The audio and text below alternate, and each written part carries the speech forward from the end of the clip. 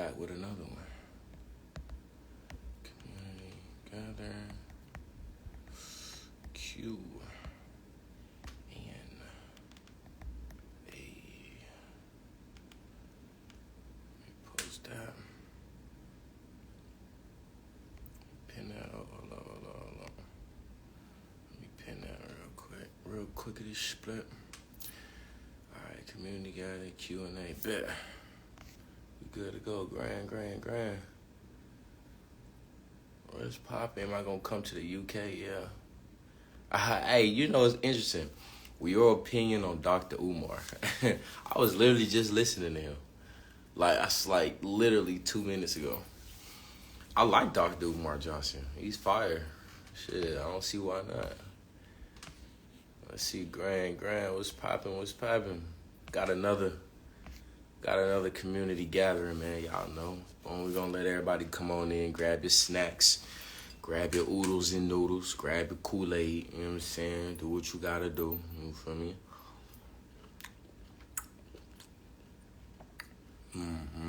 We're gonna vibe out real quick. Let everybody come on in. Let everybody get settled. in. You know how we do.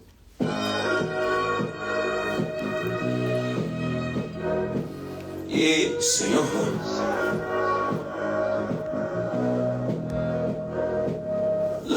It's gold roses in my bathtub, water hot, Epsom salt for summer central.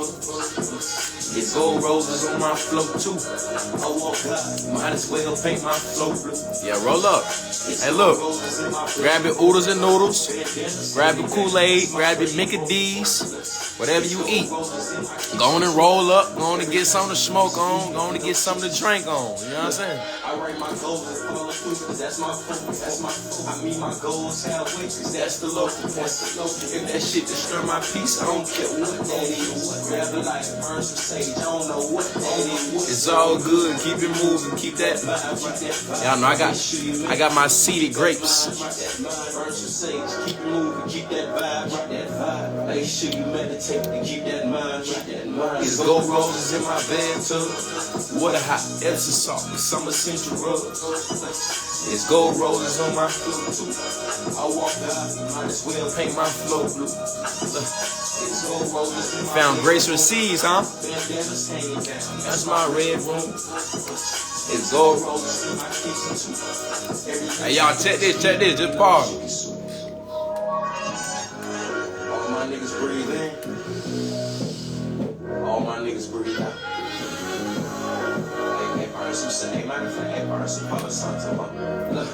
Look. Hey, take a break and smell the flowers while you still can.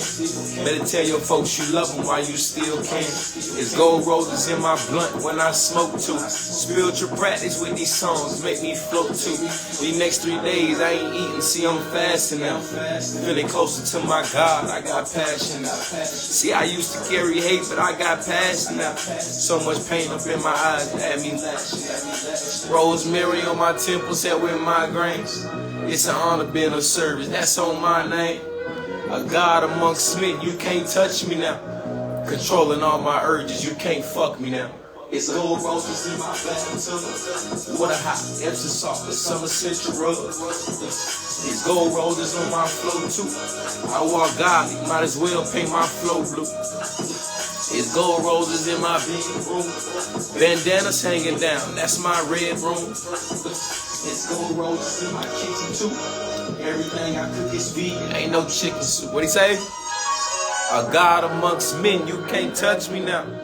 Controlling all my urges, you can't fuck me now. A God amongst men, you can't touch me now. Controlling all my urges, you can't fuck me now.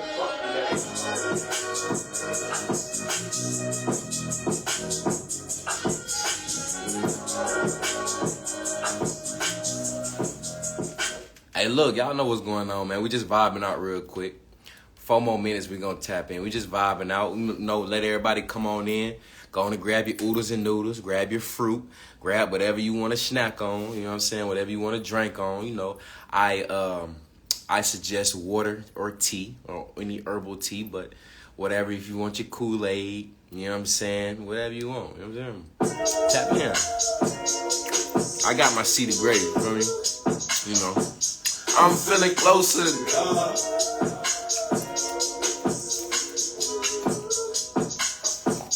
I'm feeling close to the God.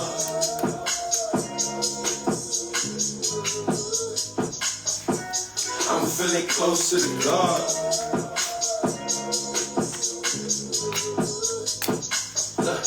I'm feeling close to the me. I wake up and burn my sage in the moment. I sit back and close my eyes and feel energy flowing. I turn vegan. Yeah, I changed my diet. I enjoyed my pork and beans, but it was too many dying. I started reading too. I started learning the truth. Understand a lot of shit I learned. I'm gonna send this energy to y'all too. I started wanting land, attending the flowers. I started setting some intentions before I hopped in the shower.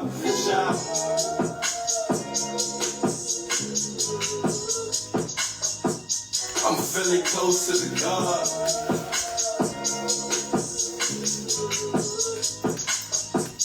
I'm feeling close to the God.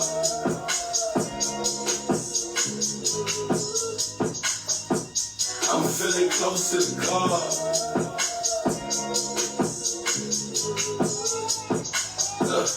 I'm feeling close to me.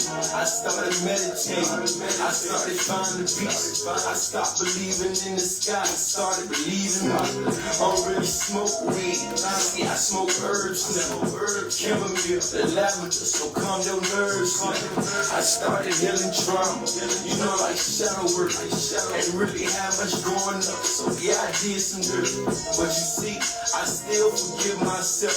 I had to look up in the mirror. I had to heal myself. I had to understand my thoughts were powerful, nigga. I made sure I spoke my goals like every hourly, nigga. See, at this moment now, I don't chase, I attract. What belongs to me will find me as long as I stay on track.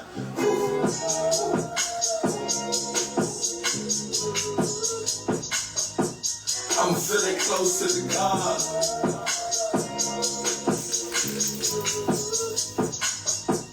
I'm feeling close to the God. Bookshelf tour is coming soon. I'm feeling close to the God.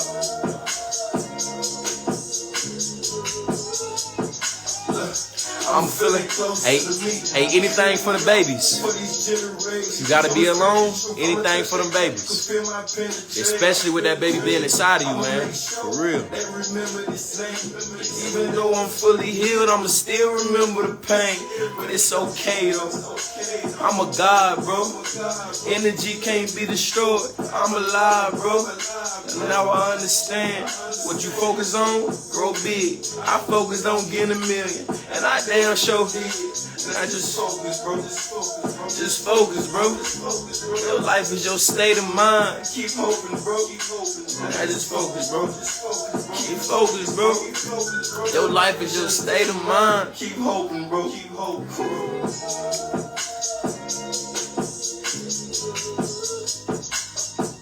I'm feeling close to the God.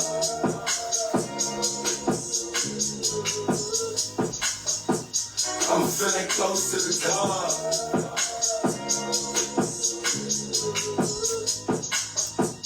I'm feeling close to the God.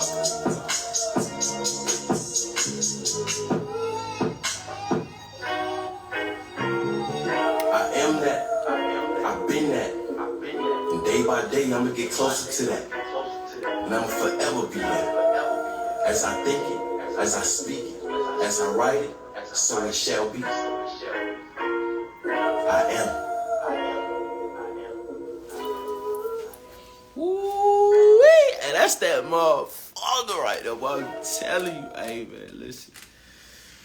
Grand, what's poppin', y'all? How y'all feeling today, man? How y'all feeling tonight? Ooh, we got 111. We got 111 people in here. Okay, for sure. I say, oh, I feel it. Grand. Yeah, we back with another one, man. Community gathering. I don't really have a topic tonight simply because I be getting so many questions. All right, so, I decided to dedicate tonight's community gathering specifically on the community. Although of course, the focus is always on the community, but you know, give y'all the stoplight, the spotlight, excuse me.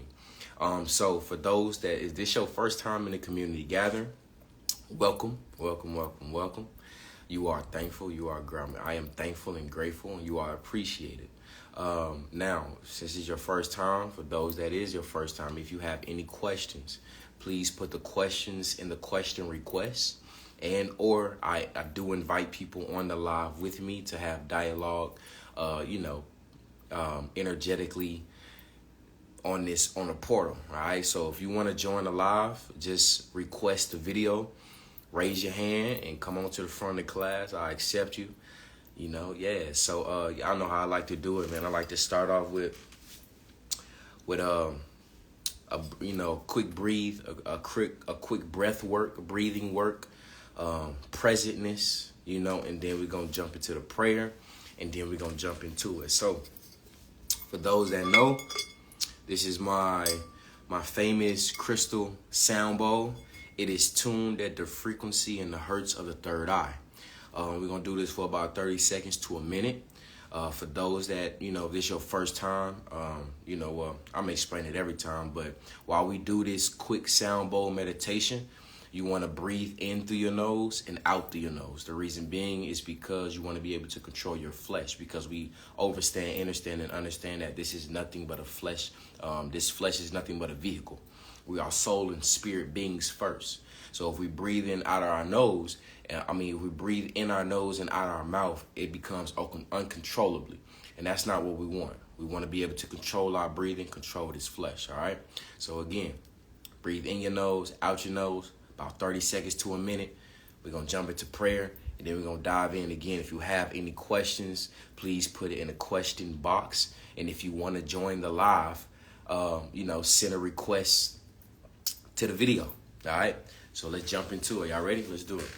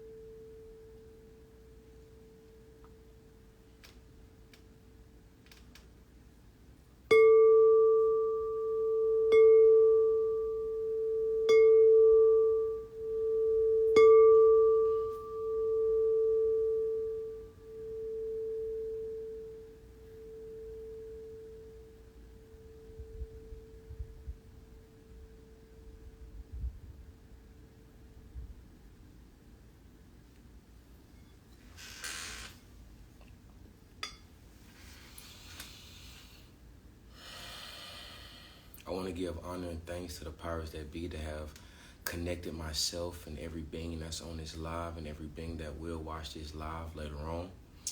I want to give honor and thanks to the powers that be to have put me in the position and gave me the ability to obtain knowledge and to convert this knowledge into wisdom to not only teach myself, but the people, places, and things around me. I also send that energy out to each and every last being on this live, on this channel, the same energy of obtaining the knowledge that they may learn today and convert this knowledge into wisdom to not only teach themselves, but to teach the people, places, and things around them. I give honor and thanks, and I speak life and power into the powers that be. Asheo, amen. And everything, all of the above to whatever you shall subscribe to. All right? Grand. Hey, man, I pray everyone is doing amazing tonight. Yeah. How everyone is feeling? Everybody good? Everybody good? We back in with another community gathering. A lot of questions, and I have a lot of answers. Before I dive into this, correct? Before I dive into this, I need everyone to understand, and understand something.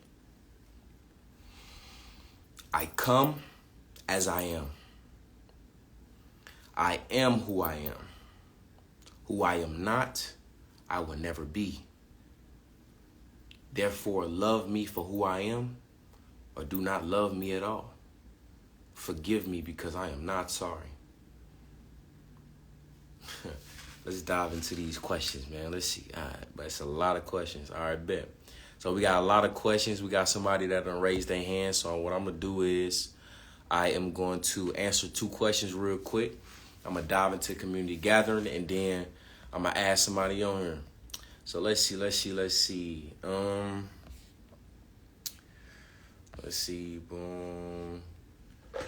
Oh, wow. Okay. My whole light just fell down. That's interesting. That's very interesting. I wonder what's that about. Give me a second, y'all. My whole light just fell down. All right, then.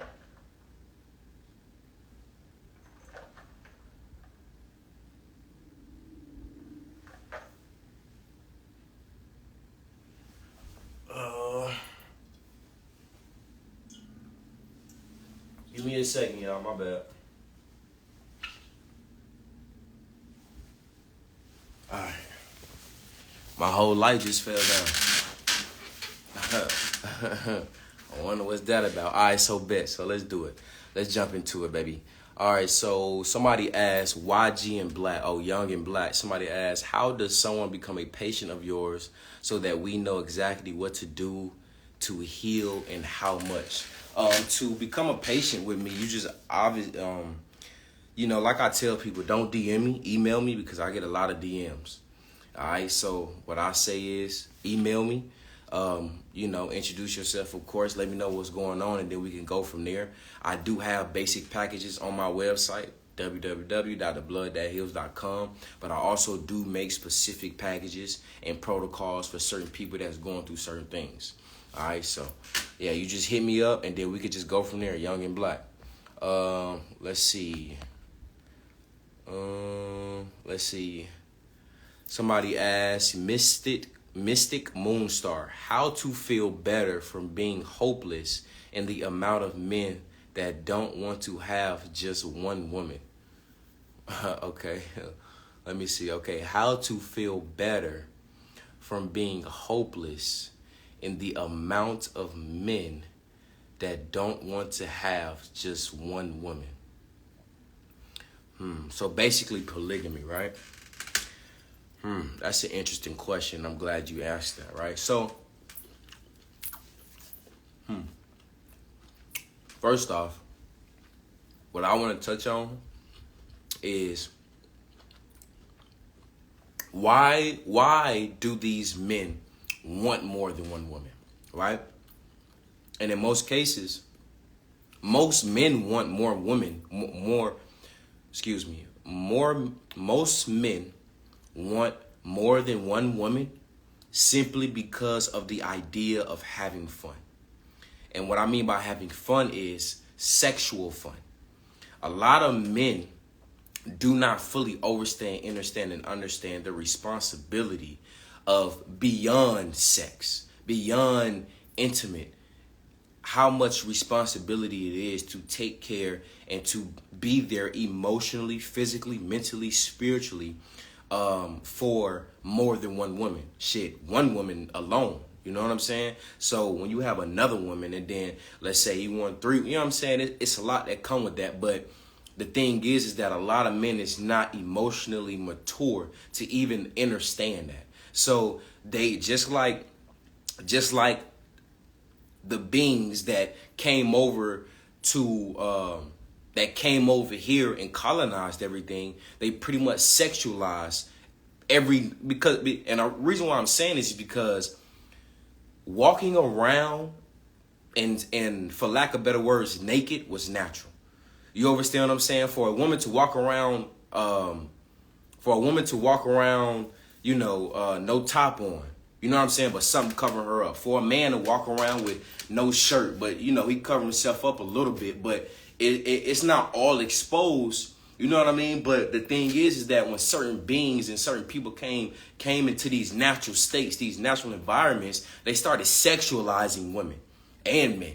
So because of that program, because of that natural program that they were in, they then started to program us to be more so in a sexualized idea, in a sexualized perspective and perception, like through anything and everything. You know what I'm saying? Most men are in I'm not even gonna say men, I'm gonna say women too. Most of us are in relationships simply because the sex is good.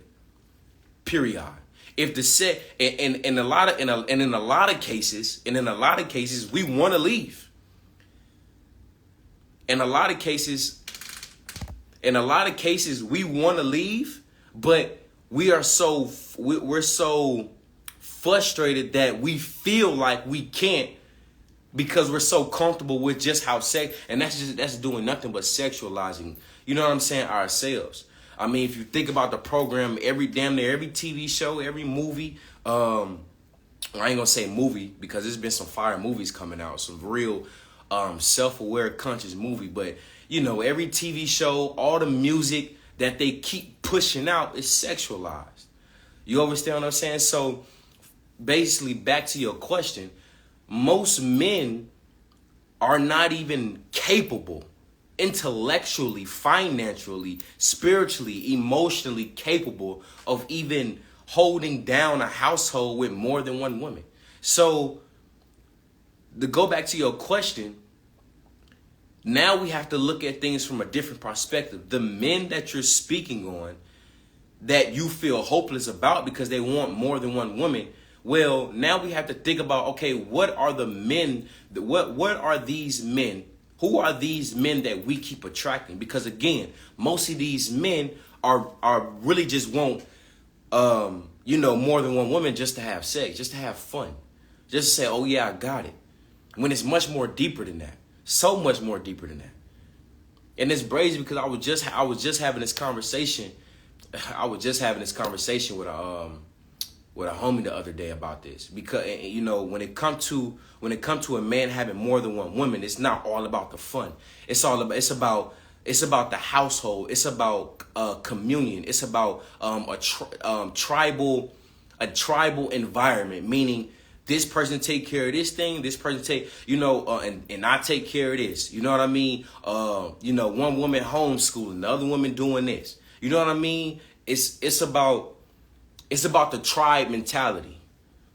And most men, we don't have that. We vibrating in our lower chakras. You know what I'm saying? Most of us, all we want to do is fuck, sleep, and eat. That's it. That's all we want to do is fuck, sleep, and eat. And that's all nothing in our lower. That's all in our lower chakras. We don't even have the capability. Let me not say that. We have the capabilities to rise, of course. But we are choosing and making the decision by way of program to not rise and to stay in our lower chakras. If anything, most of us are in our lowest chakra because all we think about is sex. When we see a beautiful woman, we instantly sexualize her. But yet you don't even understand that. I'm not even gonna say understand, but you instantly sexualize this woman, right? But yet, as soon as you get involved with this woman, you realize that she's probably emotionally unstable, or she has an energy attached to her that's now being attached to you. So, just to go back to your question, at this point we have to realize, okay, what are we attracting? Because when you have men that pretty much sexualize women, it gets to the point where we don't even ask important questions. You know what I mean? Like, what do you think about? What are your goals? Do you watch TV? What do you watch? Do you watch reality shows? What do you eat? What do you like to eat? What do you do for fun? Do you like nature? Do you like the sun? You don't like the sun? Okay, well, it's just certain questions that you have to ask. Okay, well, the most important questions is how we gonna raise kids. You know what I'm saying? Like, okay, so if we had kids or, later on down the line, like, okay, how would you want to raise kids? How would you want to raise the tribe? Because you have to understand that you cannot have two rules in one kingdom. It has to be one rule. It has to be one rule. You cannot have two rules in one kingdom. She can't raise a child one way and then I raise a, it can't work like that. So it's just important questions that we have to ask. So, and the reason why I'm pinpointing this is because this right here is the foundation, the reasoning, the motivation, the inspiration of having more than one woman. If that what a man wants to do, because I'm going to keep it gangster with you. It's a lot of men that don't want that. It's a lot of men out here that really wants just one woman. I kid you not. So I don't want to keep going on about this, but to answer your question, I answered your question. I pray I answered your question. All right, so boom, let me ask somebody in here real quick because I already know this is going brazy. Yup, see, I knew it. It's going brazy. This topic is going up. All right, so goddess Ty, what's popping? You raised your come to the front of the class. I'm eating my sweetie grapes. You know how I go. I was not expecting you to add me. What's popping? But I don't even really have a question, and I'm not even speaking on the topic. It's because, I feel like when I'm living throughout my day and I'm fulfilling my purpose, or it's because I always have this mindset, it's only so much work you can do in the garden, and then you got to chill, sip your lemonade, and let the soil do its thing. And so I just want to know, what do you do throughout the day to keep your energy up, to keep your vibration high, to keep your thoughts at a high frequency? Because it's once I do my work, once I do my routine, once I study, once I do, my work in the garden, I'm just sitting there what's next? Now what? It's interesting that you say that. I'm glad you asked that. That's a great question. Once we're done with our daily ritual, what's next? And again, I can only speak from my perspective. What's next is what's next. Whatever you're doing next, that's what it is. You know what I'm saying?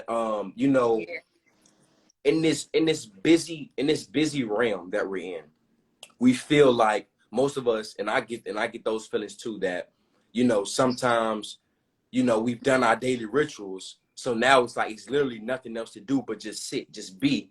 And then, but yeah, in our heads, we're like, well, damn, I don't want to be wasting time, or I need something. And that's because of the busy world that we're in.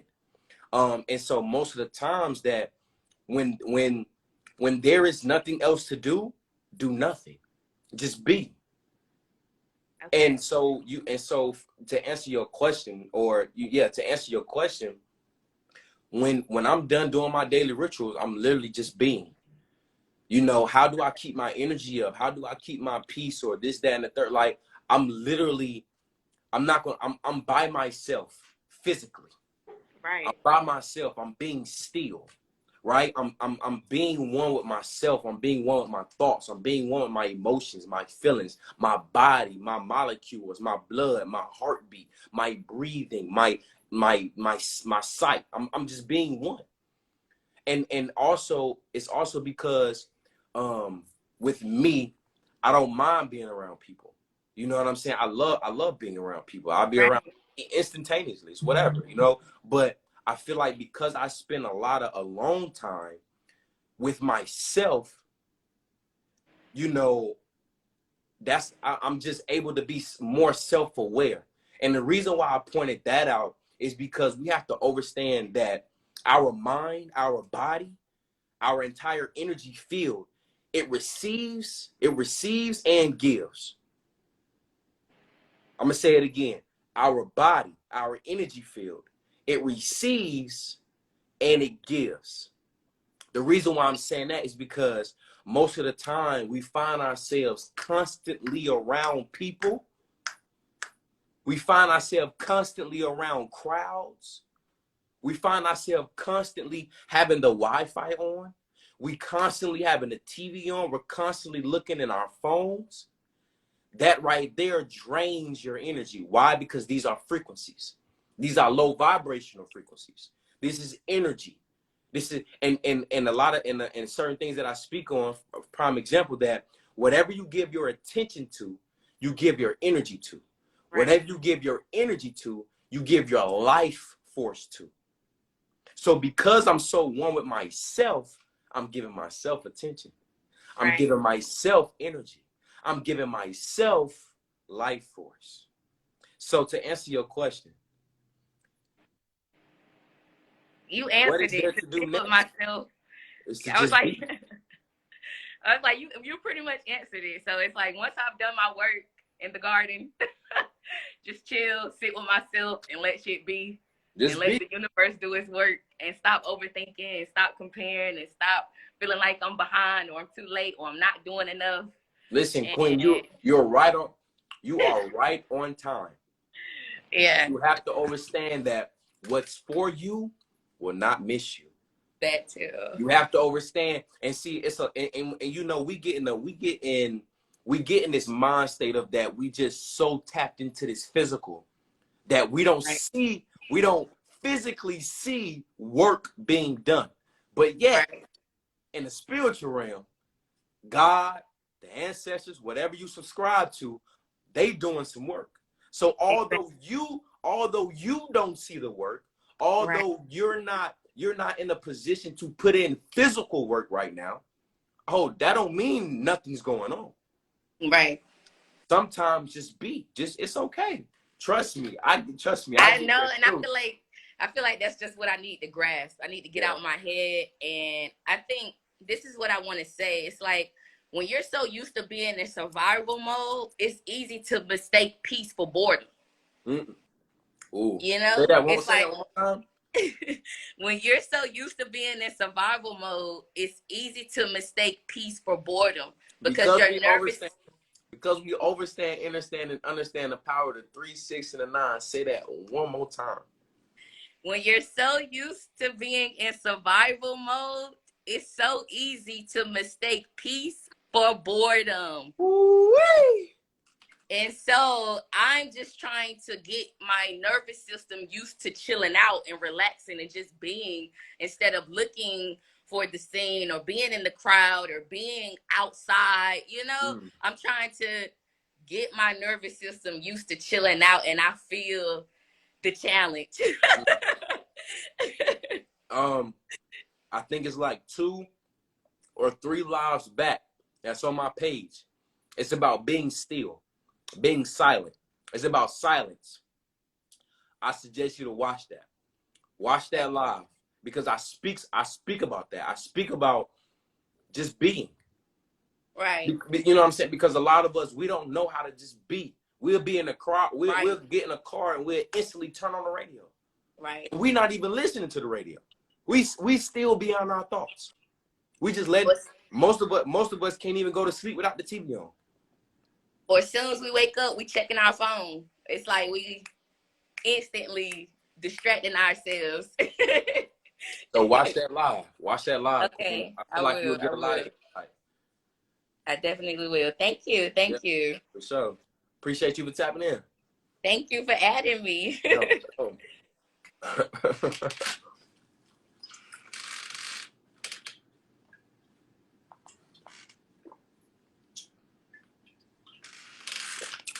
I'm woke. If you woke, you can get rocked right back to sleep, baby. I'm gonna keep it gangster with you. If you woke, you can get rocked right back to sleep, baby. The best. I know what you mean, you know. The best wording, the best terminology to use is to say that I'm aware, I'm conscious. Okay? Woke You can get right back to sleep. How much water do you drink a day? Well, I drink at least a gallon for sure, for sure. But come on, let's add somebody in. I see a couple. I see a couple of hands. Let me see. We got Sir Flizzy. What's popping, God? You raised your hand? Come on in. Come on to the front of the class. Oh yeah. Yo, what's Thank popping? God. I didn't even know I was about to get up in this drink. Yeah, man. Hey, listen, a real soldier sleeps with his boots on. If you already ready, you ain't got to get ready. Oh, for sure. I just bust down on these mangoes, but Yeah. more so back to this relationship thing because I came in on a live like 15 minutes ago, and I ain't used to, you know what I'm saying, getting on live because I don't show face at all. You feel me? Yeah, for sure. But I work 2 jobs, right, and I got kids, so I'm very aware of a lot of stuff that's going on. For So sure. I had this young cat in there. He like 19, and he asked me a question about how should I feel about getting a girlfriend, and I broke it down to him. I was like, look, from my experience, because I had a pretty rough, you know what I'm saying, growing up, I told him, look, self-love is probably the most important thing that you need right now. Yeah. Especially in this world that we in right now, nobody knows too much about self-love because of the programming and everything that we've been through, feel me? So with that being said, like, I would want everybody to love themselves and find out who you are before you jump into any relationship. You know what I'm saying? Because it's like, it's not wise to think that you know what you're getting into without really trying to get to understand the other person. You know, that's the point. That's the purpose of a relationship. Like, it's to build, and it's not about lust or nothing like that. You know what I'm saying? Like, I meditate, I read my books, and I see that you got a book collection, so Yeah. I might gotta see what's on that shelf. But Yeah. yeah, it's all about pretty much what I'm trying to get off. Like, stop living in lust, because everybody had that point in time. I'm not saying I'm perfect. I'm far from perfect. You know what I'm saying? Yeah. But I will work on myself to make sure my present moments is perfect for me. You know what I'm saying?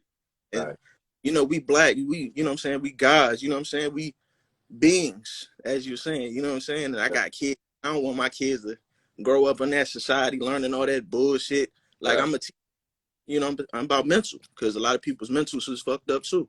You know, so it's a lot, God. I ain't gonna hold you, but I just want to just, you know what I'm saying, express how I feel. You know, take care of yourself, meditate. You know what I'm saying, cleanse out your energy, because you know what I'm saying, I know y'all smoke y'all little gas, but watch who you smoke with, because you don't know what they're carrying. You know what I'm saying? It's a whole bunch of shit, dog. Facts. Fact. Hey, look, I appreciate you for tapping in, God. Nah, I'm on your live. I'm trying to get some of them recipes too, because Oh yeah, for sure. place look all right, yo. For sure. I appreciate you, bro. Nah, for sure. I'm gonna still be watching though. All right, love, God. Peace, love. Yeah. That's a fact. Self-love. You got to learn to love yourself before you love someone else. You got to learn to give it out before you get it for yourself. See, what you get is what you give. Your life is your state of mind. Respect yourself. Man, listen, I ain't finna just dive in like that, man. Look. All right, some more. We got a couple more questions. Let's see what's going on.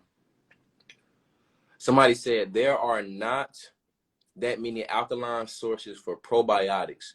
Do you consume anything for it? Yes, probiotics.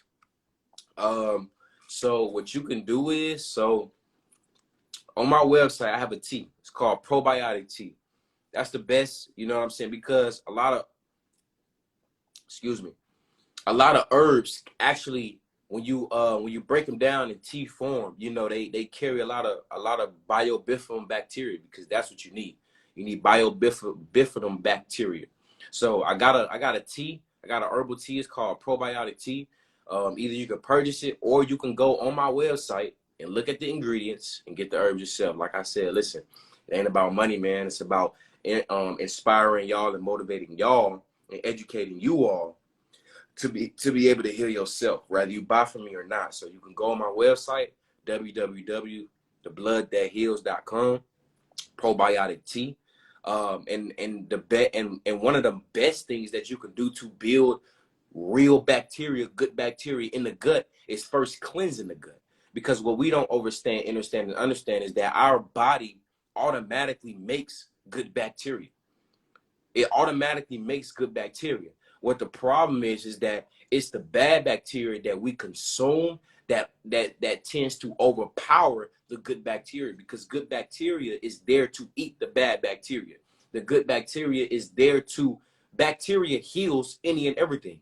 In your lymph nodes, in your lymphatic system, is nothing but bacteria. In your gut, it's nothing but bacteria. This bacteria eats and kills all the toxins and bad bacteria. So if you want to build real good bacteria, good bacteria inside of your body, what you need to do is cleanse the gut. You need to cleanse your gut, cleanse your lymphatic system, and your body is going to automatically regenerate itself. Your body is made to heal itself. Your body is going to regenerate itself. On top of that, what you can do is eat natural fruits. Natural fruits and vegetables. They're full of bacteria. They're full of biobifical bacteria. Those are healing components. That's why they call it eat to heal. So, yeah, I pray I answered your question. Let's see. Let's answer one more question. We got a couple people that done raised their hand. Let's see. Let's see. How do you transmute negative energy? How do you transmute negative energy? How do you transmute negative energy? How do you transmute negative energy? Great question. First off, what we have to understand is this. When it comes to negative energy, right? First off, we have to look within ourselves, right? And the reason why I say that, I'm about to explain why I say that, right? I say that because, excuse me. I say that because when we get around certain energy fields, when we get around certain beings and certain people, right? Certain frequency, we have to come in a place of self-awareness first, because you have to be self-aware to feel energy. You have to be self-aware. When you're self-aware with yourself, you're self-aware with everything. You know what I'm saying? When you understand, and understand the God in you, you understand the God in all. So you first have to become self-aware of the energy that's present. Once you're aware, now you have two choices. You can either address the energy, or you can remove yourself from the place of where that energy is taking place. Now, most of us, because we have family members and friends and whatever the case this may be, they carry this energy. So we tend to be around this energy and try to help, or, whatever the case may be. So I'm going to speak on that side. You have to understand two things. You have to understand two things.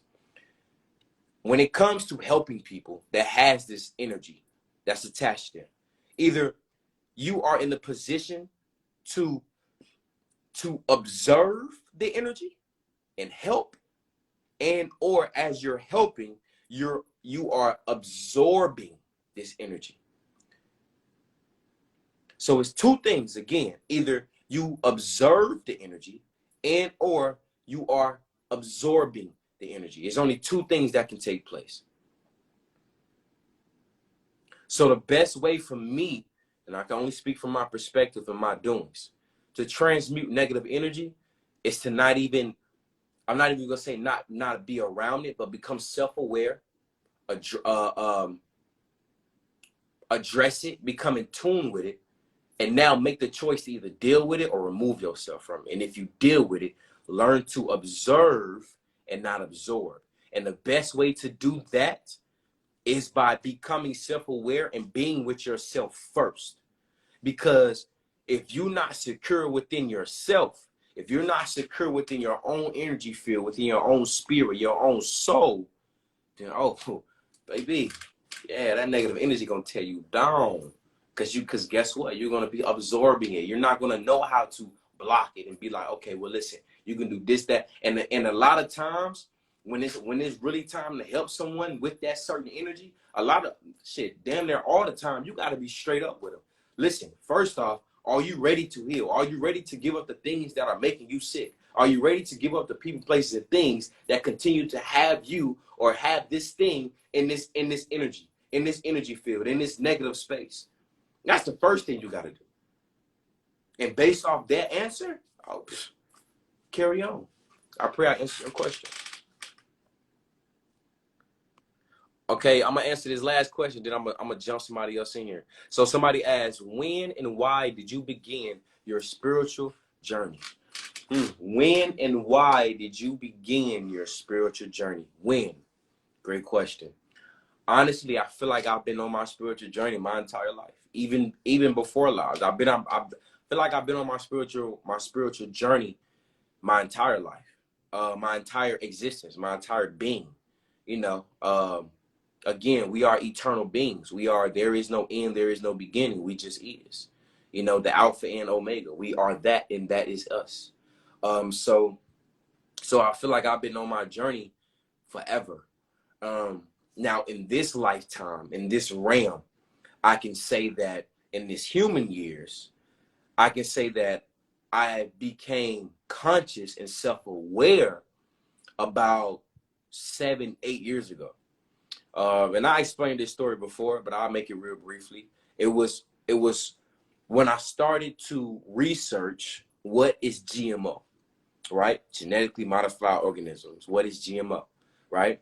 And as I started to change my diet and shift, my body started to shift. My taste buds started to change. My DNA started to unlock. With my DNA starting to unlock, I start remembering who I am. Why did I start? Why did I begin? Why did I begin my spiritual journey? Why? Honestly, through the human language, through this English language, I can't explain why. My why is more frequency. My why is more energy. My why is it's so complex to where for me, it'll be disrespectful to my why if I try to break down my why in this English form. You know, it's just energy, it's frequency. And because I have that understanding, that's what makes it much more enjoyable. That's what makes it much more powerful. That's what makes me much more conscious and self-aware of myself. You know, so I pray I answered your question. Boom, let's dive somebody else in here. Who else requested? Okay, wow, we got a lot of people. Boom, boom, boom. All right, let's see. So we got Beauty Mark. You raised your hand, come on to the front of the class. I'm over here eating my seeded grapes, you know what I'm saying? Yeah. Diving in. Yeah. Oh, why the? I completely that I was gonna be on. I'm sorry. It's all good. Why Queen, do how you people feeling? do that? I don't know. Yeah, it's all good. I actually requested to join in when you was talking about relationships and things like that. So I want to know, like, why don't we start valuing just connections instead of like every person we get where we think we own them and they're gonna be with us forever and we're gonna get married and have kids? Like, why can't we just value the experience, learn what we need to learn from the people we meeting, and move on to the next? Yeah. Because every person that you be with is not the person that you spend forever with, because you're not even gonna be you tomorrow. So Thanks. That's a good question, because I was earlier I was thinking, like, you know, certain connections don't require a lot. Like certain connections do just require talking, learning, and moving on. You know what I'm saying? But I feel like from my perspective, you know, we don't have the capacity or the understanding of just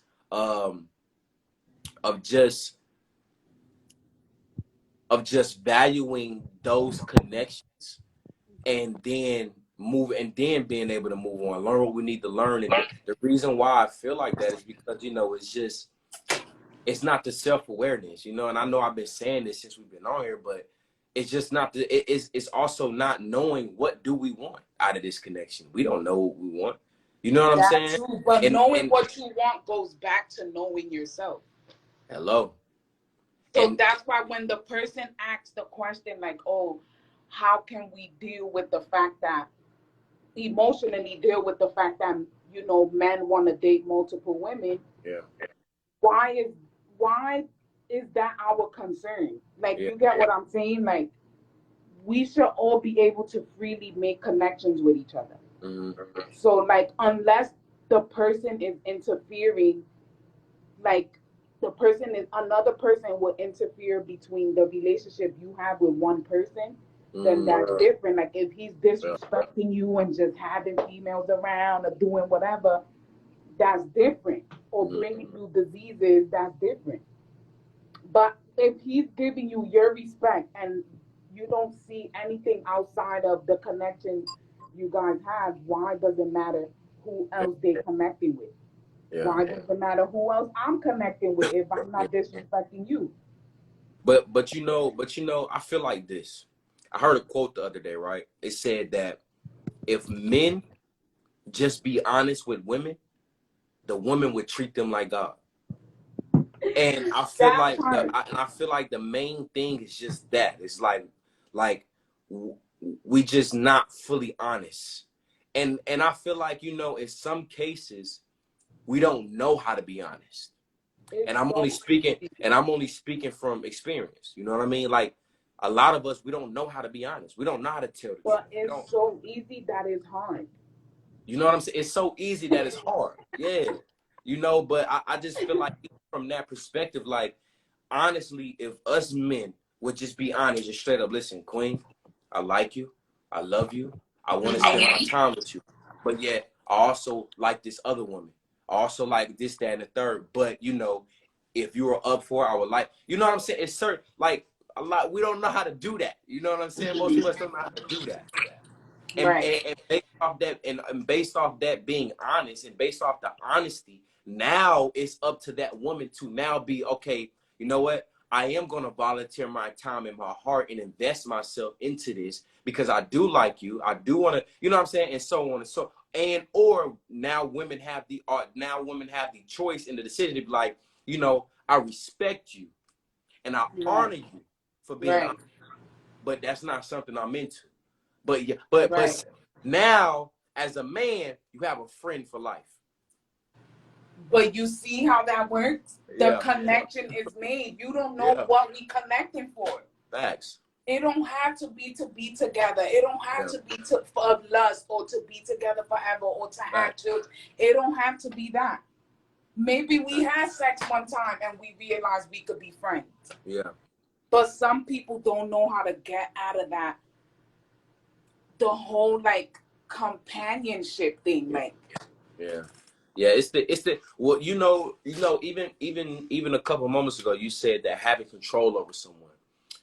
Yeah. You know, it's not. I gotta go through your phone. I gotta check where you going. Check who you talking to. Like, who are you, my mom or my dad? But you know, in some cases, it's not so. For lack of better words, it can be controlled. But if we really dive into it, it's mostly just insecurity. It's mostly just not being secure with themselves. And based off of that, that means now we have to go to the root. Yeah, we can worry about the apple that's rotten and on top of the tree, but yet to understand and to understand why this apple is being rotten, we have to go to the root. So a lot of things are just passed down, or a lot of things is just our inner child, is our inner child crying out for certain things that we didn't receive from our parents or from our community or from our environment. So now what we do is we look at relationships as being the new drug, as the new high. The new high, yeah. You know what I'm saying? It's the new fix. Like, oh well, I can't get this here, so I'm gonna go here. Right. And a lot of things is just inside. You know what I'm saying? Like I hear a lot of people say, "Well, I'm looking for that somebody to make me happy." That's impossible. No, that's impossible. Can't make you happy. That's impossible. Not even your own kids can make you happy. It's impossible. How can another person make you happy? But I'm all right. I want to share my little story. Hey, look, Queen, So we time sensitive, so you know, I just want to throw that I'm a out there. rush it. I'm a For rush sure, for sure. So I'm like aware, you know, conscious of myself, learning to love myself and all those things. But I ran into a speed bump, I believe 2 days ago, because I'm dealing with somebody who seems to be the type of person that I'm manifesting. So long story short, he invited me to his house. Everything was going good. He invited me to his house.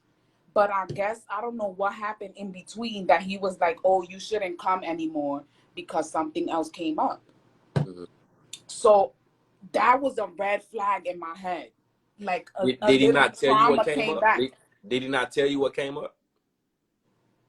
He didn't tell me. But that's, again, he was probably going to. That I got to give him his chance, you know? Yeah. So he didn't tell me. And I was just getting out the shower. Like, I'm getting ready to go to see you. And you tell me don't come. Yeah. So that triggered me. I'm like, I'm still going. Yeah. Hopped in my car, drove all the way to his house. Okay. Knocked on his door, peeked in his window, the type of shit I would do in my low energy. Yeah. And I thought to myself, I got back in my car and I was like, wait, calm down. Like, why are you doing this? Where's your security? Like, why do you feel like you gotta clock him like this? Even if he is lying, right? The person to lose out on a good connection will be him. So why you worried? Then I guess, you know, the universe, he came out his house. He saw me sitting in my car and he's like confused, like, what you doing here? He like received me happily, let me in his house, let me see that nothing was going on.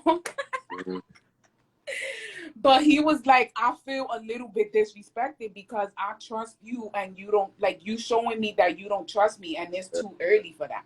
Hello. So I had to take a step back and like, oh, I need to analyze myself. Like, what's still going on inside of me that I need to go around checking him like this? Like, he did what he was saying he was going to do.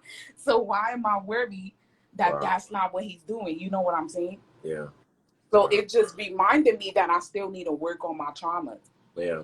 But you know, I do want to honor you and I want to say, give I yourself. had to apologize to him and everything. Yeah, I would say give yourself credit because of the self-accountability and the self-awareness. I'm gonna keep it going. But a lot of women today, they would have looked at that as normal. They would have looked at that as that's okay. That's not normal though. They would have looked at that like that's okay. Oh well, I mean, some men would have been to see happy, what's like, up in look your at my house. I was just shorty trying to see checking what was on me. going on. Yeah. So yeah. But that's not normal. So I apologize to him and everything. So even if he is doing something wrong, like, that's not my problem. That's not something I need to worry about. I just need to take what I could take out of the connection and move on to the next. Yeah, move on. Yeah. Well, I appreciate you for being vulnerable and open, Queen. Thank you for letting me come in and talk. Yeah, for sure, of course. Peace, Queen. What I say? Oh, that shit gonna make you go insane. Facts. Privacy issue. You really like him. Somebody said you really like him. Self-awareness, man. That's all that was. Nah, chill out. Just somebody said he was craving that D. It could be a drug. Nah, I ain't gonna say all that. But you know, I do give honor. I do give honor and respect to the queen though, because she took major accountability. Like I said, a lot of women today, man, they look at that as normal. Like that's okay, and dare you to ask for an apology. What? And it's a lot of time. And it's interesting. Even just to break down that situation, for the queen that was just on here, right? For you to say that, oh, well, he also explained to me how he feel disrespected, this, that, and the third. And you instantly took accountability and you apologized. What? Now in time, man, listen, a man say that, I'm not going to say to all women, but in a lot of cases, a man will express himself and instantly get shut down.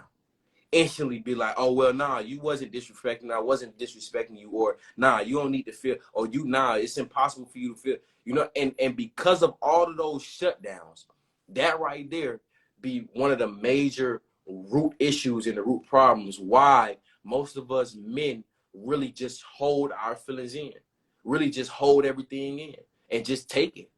You know what I mean? But so for that man to even be able to express himself and be like, and to communicate effectively and healthy, to say, hey, listen, I felt disrespected, this, that, and the third. For you to respond healthy, and say, you know what? I apologize. You're right. Self-accountability.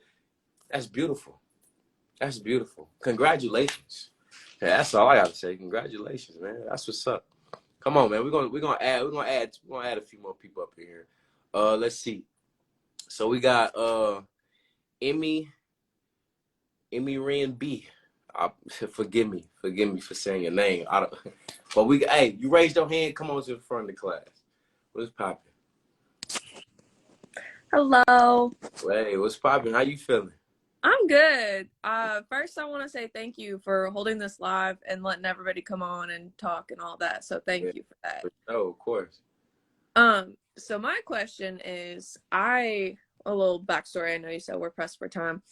I have, for most of my life, not been able to embrace my feminine side and my feminine energy. And so now that I finally am, I have a partner who respects me, and I'm able to feel open enough, vulnerable enough to really embrace my feminine energy when I'm like having sex. And so I've always wondered, on a level deeper than just like lust, how does a man experience sex? Because for me, it's very spiritual. It is like channeling from the other side. I see a lot of colors. Like I hear voices. I have a lot of things happen to me. And I know that might just be individual, but I also feel like something's happening with the feminine. And so I was wondering what that experience is like for a man on a spiritual level. That's a great question. Well, first we have to understand that intimacy and sexual encounters was first introduced for creation and for a spiritual, how can I say this? A spiritual bind to one another. So what I can say is that most men today, because we only I'm gonna keep it gangster with y'all, all right? Because most men only focus on the nut. Because most men rush. Because most men do not know how to take their time. Because most men do not know how to breathe properly. It is more, and also because of the conditions of the program and indoctrination that we have been programmed in this society, we don't even know we don't even know how sex truly feel. Most of us are using just pretty much another body for masturbation. Right. But what I can say is that so in my class, I have over 200 men that I teach on this. But when a man solely starts to learn how to focus, how to breathe, it becomes a spiritual exchange. It becomes an energy exchange. It becomes a frequency exchange. And the reason why I'm saying this is because for the man and woman, if you guys have intercourse and one of y'all are tired or both of y'all are tired, you have done something wrong. The reason why I'm saying this is because intimacy, sexual energy is healing energy. After sex, you're supposed to be energized. After sex, you're supposed to be ready to get up and do something. And so, and the reason why I'm emphasizing this is because now, when I go on to the man releasing himself, right? When a man releases himself, right after that, what does he do? What is the first thing what does he do? Okay, 9 times out of 10, they pull out. Well, yeah, but I'm saying after they pull out, after they ejaculate, what happens next for this man? He becomes tired. He becomes thirsty. He becomes hungry. You know, now for a man to continue to do this, his bones get frail, his eyes get blurry. The melanin in his hair starts to degrade, and his hair start to turn gray. The reason why I'm emphasizing this is because for a man to hold his ejaculation and have an internal orgasm and focus on the woman and focus on that that spiritual exchange, it becomes spiritual. So to answer your question in simplest term, because I can go brazy on this right here, because I got over 200 men in my class that I teach on this. But to answer your question, because most men focus on just a nut, it'll never be a spiritual exchange for them. And this is why a lot of people say, well, you know, because women are receiving, it's not good for them to have multiple sex partners because they carry that energy. It's the same for men. It is the same for men. That's why a lot of men that got hella sex partners, they're unstable. They don't know what they want. They're depressed. They're looking for a mama. They don't know what they want. Mm-hmm. It's the same thing. It's just the thing is that for men, we don't know how to focus, because once you take your time with a woman, like I tell my men, it takes at least 10 to 25 minutes to warm her up. Now, I'm just speaking just generally. Sometimes it takes quicker than that. But generally speaking, it takes between 10 to 25 minutes to warm the female up for insertion. That's just 25 minutes. Most men can't even last 10. That's a problem. So if a man cannot fully even satisfy his partner, how can she be in her yin essence to then exchange her yin essence so the man can receive the yin essence? And then how can he take his time to then give his yang essence, and you sit in your and you being able to receive that yang? It's yin and yang. Mm-hmm. So it's just a problem within men that we need to, because again, intimacy is all spiritual with women. Rather it's women out here that try to fake it, or you know what I'm saying, act like man, listen, it's a spiritual exchange. Now, to answer your question, what is it like? Not going to speak for myself. Yeah. I mean, more on like a spiritual level. Obviously, I can understand on a physical level, but like sure. I know you can only talk about your experience or like possibly relay what others experience. But yeah. So on a spiritual side, it's similar, man. It's similar to what you're saying as far as being able to feel beings present, being able to transcend into other dimensions, being either you ever seen the movie Soul? Mm-mm. Okay, I'm sure a lot of people on here seen the movie, but it's on Disney. It's called Soul. It's this dude that played the piano. When he playing his piano, he get in this element. He gets in this creative element to where he then ascends into the spiritual realm. That's how it is. Watch the movie. When you watch the movie, you will fully understand what I mean. Okay. All right. I have one more question, but it's like, you don't have to answer it. I understand probably lots of people want to talk. But one thing my partner and I like discuss a lot is how society like programs men, and how like I was raised, like I'm the youngest of 4 girls. My mom raised us. I never grew up around men. I never grew up around boys. So there's a lot I don't understand about them. Yeah. And so like I'm looking to understand more from like a man's perspective about, like, we're just talking about like emotions, and like kind of how y'all were touching on this earlier, how a lot of the times like men's emotions are often overlooked, or they're ignored or told that they don't feel certain ways. I'm looking to understand more what how the challenges men have to overcome. And so like if you can like give advice, or if you can like point me in the right direction, I can hop off, or if you want to explain, go ahead. So the question is, how can a man? So for me, like, women often, like all the time, like I hear about like how it's so unfair for women. Yeah. Women face these challenges. You know, I never have heard or seen the challenges men have to overcome or the challenges men have to experience. And so for me, that's part of the work I have to do, is understand where my partner is coming from and, you know, the challenges he's had to overcome, but also like society in general. Like I can't just be living in my own world realizing that there's like so much else out there that I'm not seeing and not understanding. Yeah. That makes, if that's a better So, question. okay, so what you're saying is you want me to explain what are the obstacles that men have to overcome to get in a vulnerable and open space.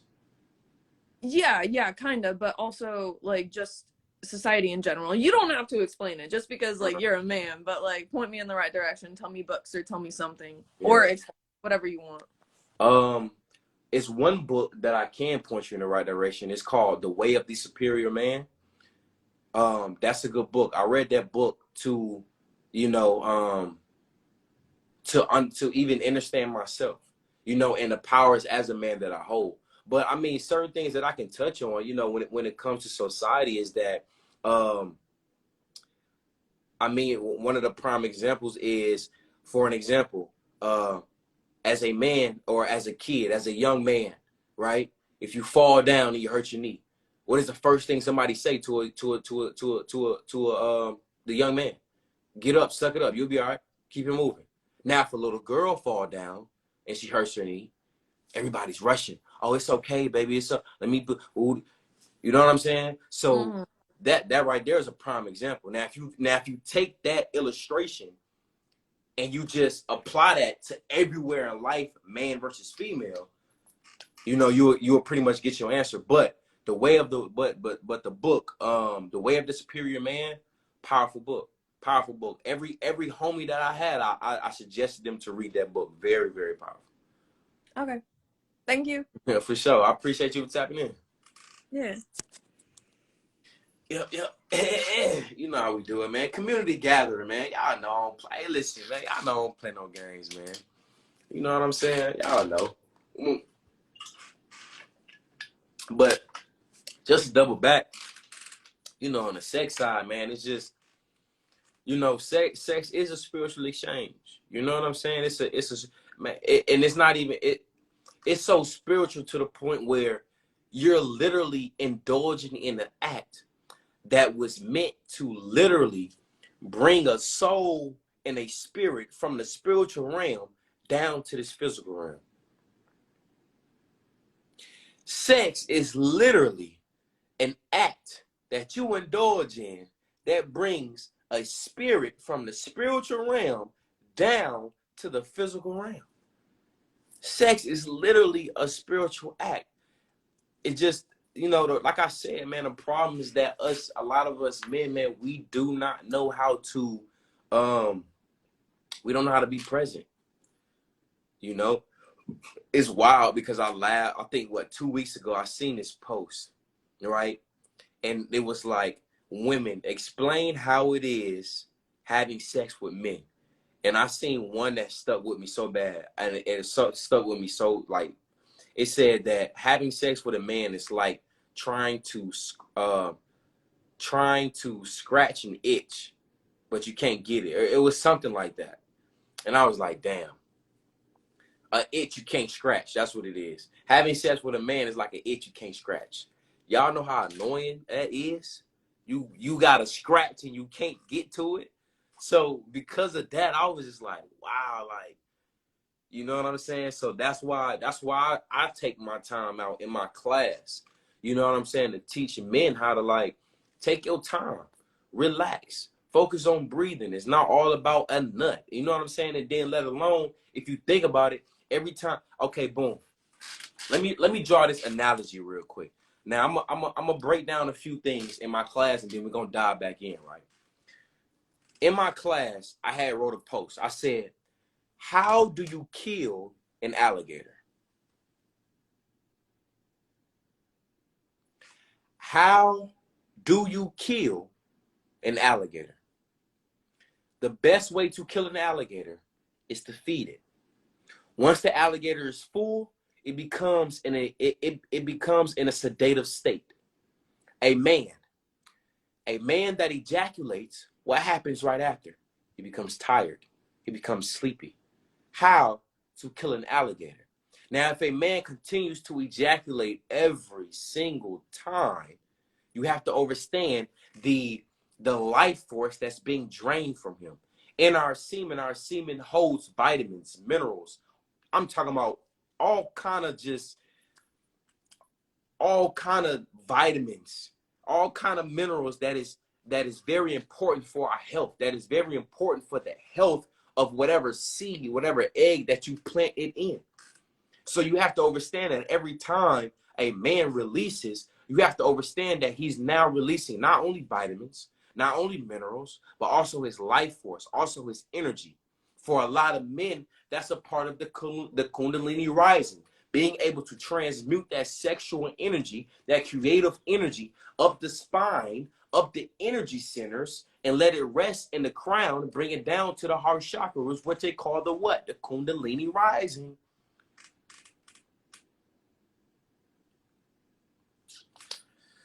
Gotta be in my class, man. It's heat, you know. For men, though, the men. Let's see. I'm gonna ask somebody else in here real quick. All right, so I'm gonna ask somebody else, and then we're gonna jump into the question box. I'm gonna answer like 10 little questions, man. I know y'all been waiting on me. Let's see. We got Ray Monique. You raised your hand. Come on in. Ray Monique. What's poppin'? Oh, what's poppin'?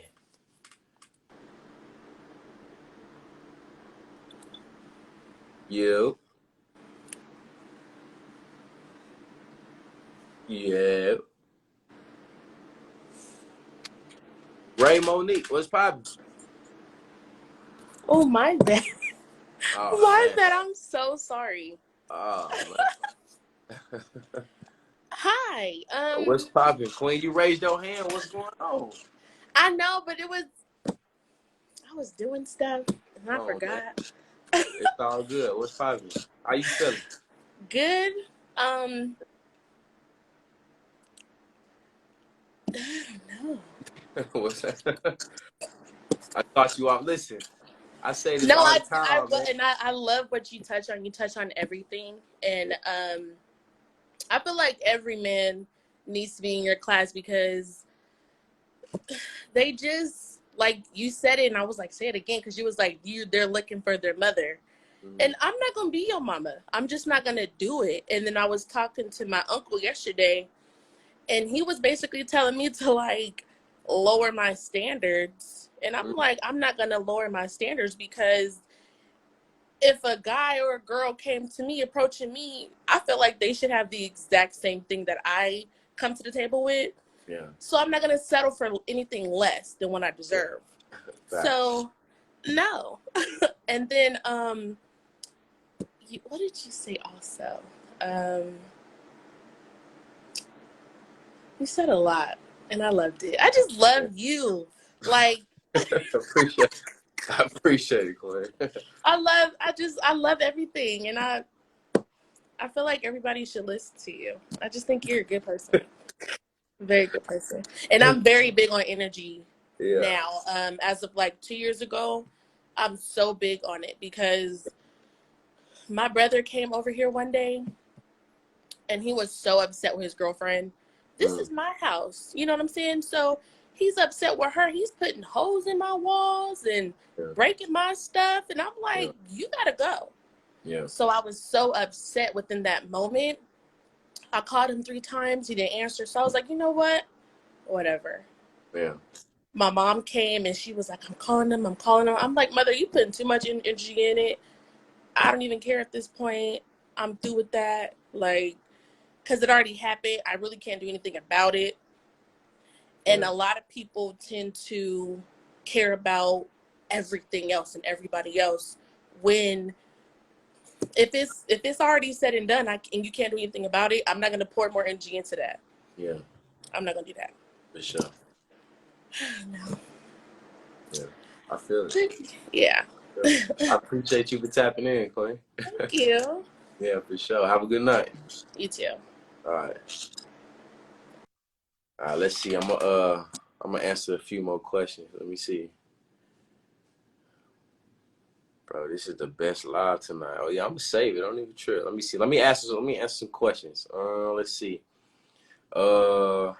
Somebody asked, "Are you single?" LOL. If so, what are you looking for? Are you single? LOL. If so, what are you looking for? I am single. What am I looking for? I wouldn't say that I'm looking for anything. I would say that I'm attracting what I can give. I'm gonna say that.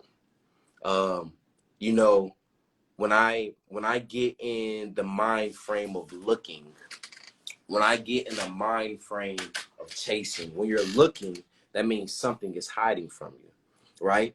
Or you may have misplaced something. When you are chasing, that means it's running away from you, you know? So I wouldn't say that I'm looking or anything. I would just say that I'm attracting what I can give. I'm gonna say that. Okay. I pray I answered your question. I'm sure I answered a lot of your questions here with that one book. Let's see. What are your top 3 book recommendations? My top 3 book recommendations: The Power of Now, Becoming Supernatural, and Think and Grow Rich.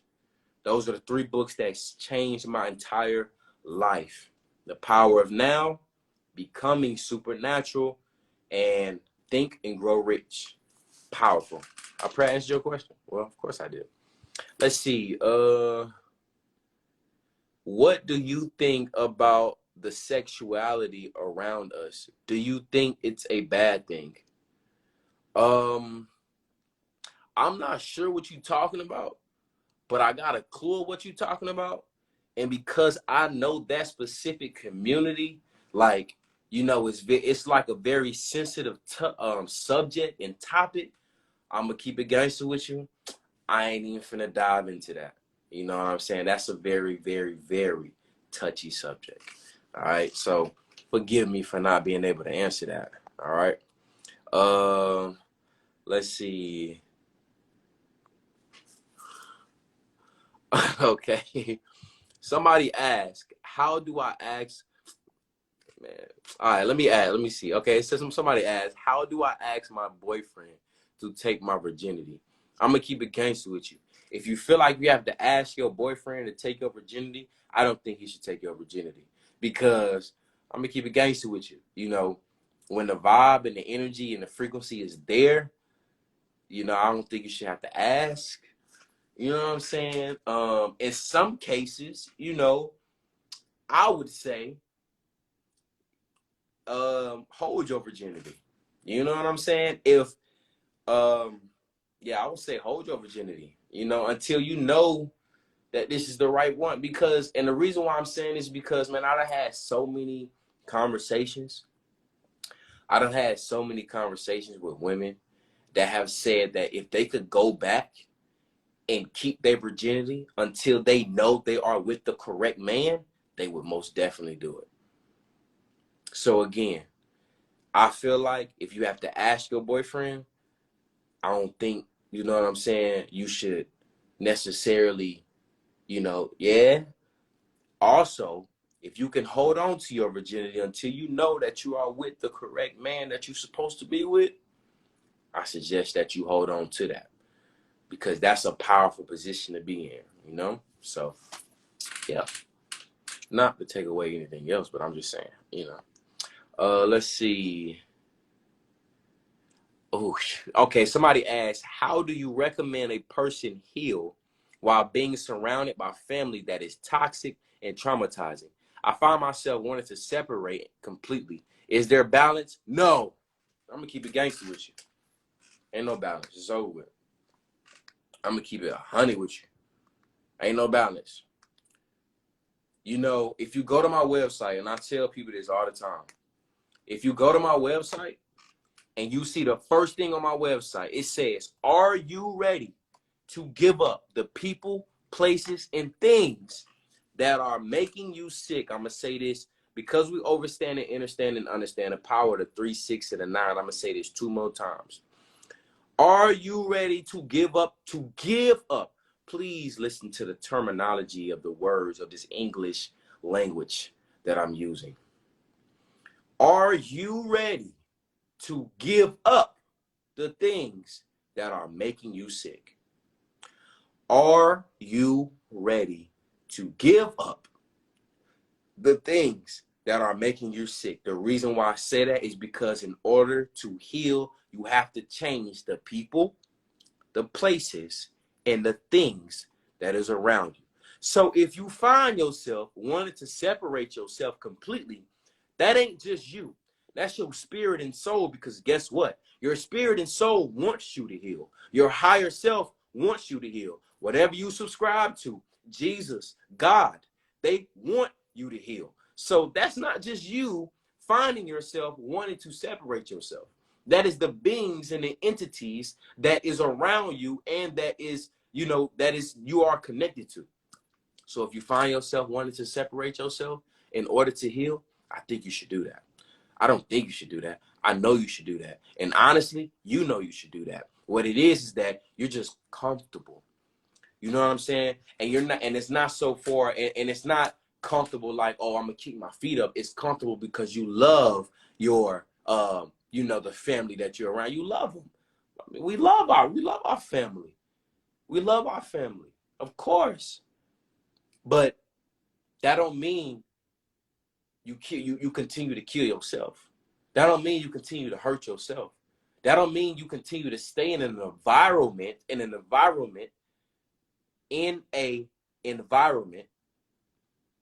that it's not aiding in you to heal.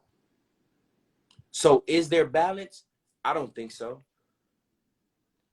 The reason why I said that is because you cannot expect peace from someone that only knows chaos. You cannot expect peace from people, places, and things that only know chaos, and that let alone don't want to change. So I'm gonna say this. And then I'm gonna go to the next question, and then we're gonna ask somebody in here. I'm gonna say this. The family that you're around, if you haven't already, have a family meeting. Have a family meeting. You can have a family meeting once a week because, of course, things may get a little heated. You know what I'm saying? So I would say have a family meeting once a week. Express problems. Don't only express problems, also express solutions and start implementing those solutions. Now, the thing is that the moment, because it seemed like this has been going on for a while, the moment that you detect ignorance of not wanting to change and or get better, remove yourself. I pray I answered your question. Let's see. Everyone is always preaching to love yourself, but no one explains how. Do you have any tips? Yes, of course I have tips. Just in the physical realm, just for things, right? I take myself to the movies. I take myself out to eat. I do things for myself what people would do for others. I buy myself flowers. I give myself the things that I want and need, right? I also speak affirmations to myself. I look myself in the mirror and talk to myself. I talk to myself. By talking to myself, I ask questions to myself. And I damn near answer the questions that I ask myself. Sometimes I look crazy. Sometimes I look crazy, but that's okay. They say geniuses talk to themselves. So yeah, I would dead ass talk to myself, ask myself a question, and answer it right. Why? Because I love myself. I trust myself. And the reason why I trust myself is because I know that I will not lie to myself. I know that I'm in a position to not purposely and or intentionally put myself in a position to harm myself. How else do you love yourself? By taking care of yourself. What I did was I went on Amazon. First off, I went on YouTube.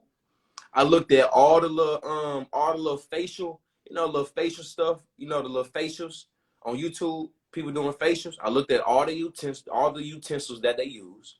I went on Amazon. I ordered them all the masks, all the clay masks. I done ordered the little jade roller for the lymphatic drainage. I done ordered the little zapper thing. I done ordered all. I gave myself a spa day. Yeah. I ordered the little foot massage that they got at the little at the nail salon. Yeah, a little portable man. Well, yeah, I remember clipping my nail. Yeah, I'm taking care of myself. Not only that, I'm making sure that my environment is clean.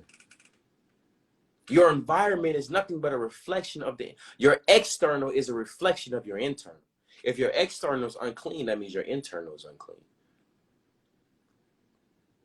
You love yourself by taking care of yourself. You love yourself by what you do for others, you do for yourself. You have to love yourself before you can love someone else. How can I expect you to buy me flowers when I don't even buy myself flowers? How can I expect you to take me out on a date when I don't even take myself out on a date? How can I expect you to treat me right when I don't even treat myself right? How can I expect you to cook me healthy meals when I don't even cook myself? I don't even cook. How can I expect you to love me when I don't even love myself? I pray I answered your question. Let's see, I'm gonna answer one more question, then we're gonna bring somebody in here. In your opinion, is a soul tie all bad, or can there be a positive tie? Positive soul ties. Yeah, of course. There could be positive soul ties and I wouldn't say bad, but I can say, for lack of better words, negative soul ties. And the reason why I say this is because this, right? The reason why I say this is because I'm sure most of us have heard this quote that God, the universe, your ancestors, they will hold your blessings, your abundance, your prosperity, your success because of the people that you have around you. Once you get rid of those people and you change your environment, blessings, abundance, prosperity, and success just fall in your lap. And on the esoteric realm, you can have ancestors that may have done fucked up the generational line. So now you have been chosen to, correct whatever that was done wrong. So, there can be bad and good, you know what I mean? Negative and positive to it, but you also have to understand that from a bird's eye view, rather negative or positive, it's still a lesson. Okay, it's still something to learn from, regardless. So now, when we look at things from a bird's eye view, is it really bad? Is it really good? Is it really negative? Is it really positive? It's just a learning experience, So I pray I answered your question. Come on, man. Let's ask somebody in. Let's see who raised their hand, man. Yeah, it's a lot of people that haven't raised their hand. All right, so bet. We got Loner Styles. You raised your hand. Come on in. Unable to join. All right, bet. We're going to add Rich Kiss. What's popping? You raised your hand. Come on in. Come on to the front of the class. Somebody asked, could I stand up for a second? Nah, I ain't going to do that. Hello. What's popping? What's popping, Queen? How you feeling? Your phone. Nobody's shooting. Oh my goodness, that was loud. I'm sorry. I knew you were gonna answer me. I'm so excited. How are you? I'm doing amazing. How you doing? I'm blessed. I'm present. Yeah. I'm here. Like, I have not been following you for a long time. But the moment that I started following you, I was like, wow. Yeah. Like, I was completely amazed, like, immediately. Yeah. Immediately. Before I read any captions, before I looked at the fact that you're an amazing plant dad, first of all. Let's start there. Thank you. Before I did any of that, it was just an energy, and I was amazed. Like, amazed. My question is, for as far as you've been on your journey, you're vegan. You're vegan, correct? Yes, for sure. How long have you been vegan? 8 years now. Okay. So what was your hardest part about transition? I want to know how you transitioned, because I went vegan for a year. And it was amazing, but I just couldn't leave the chicken and cheese alone. Yeah. It was the cheese, to be honest with you. I could leave the chicken alone. I just could not. The cheese. Yeah. I need help. Sure. Yeah.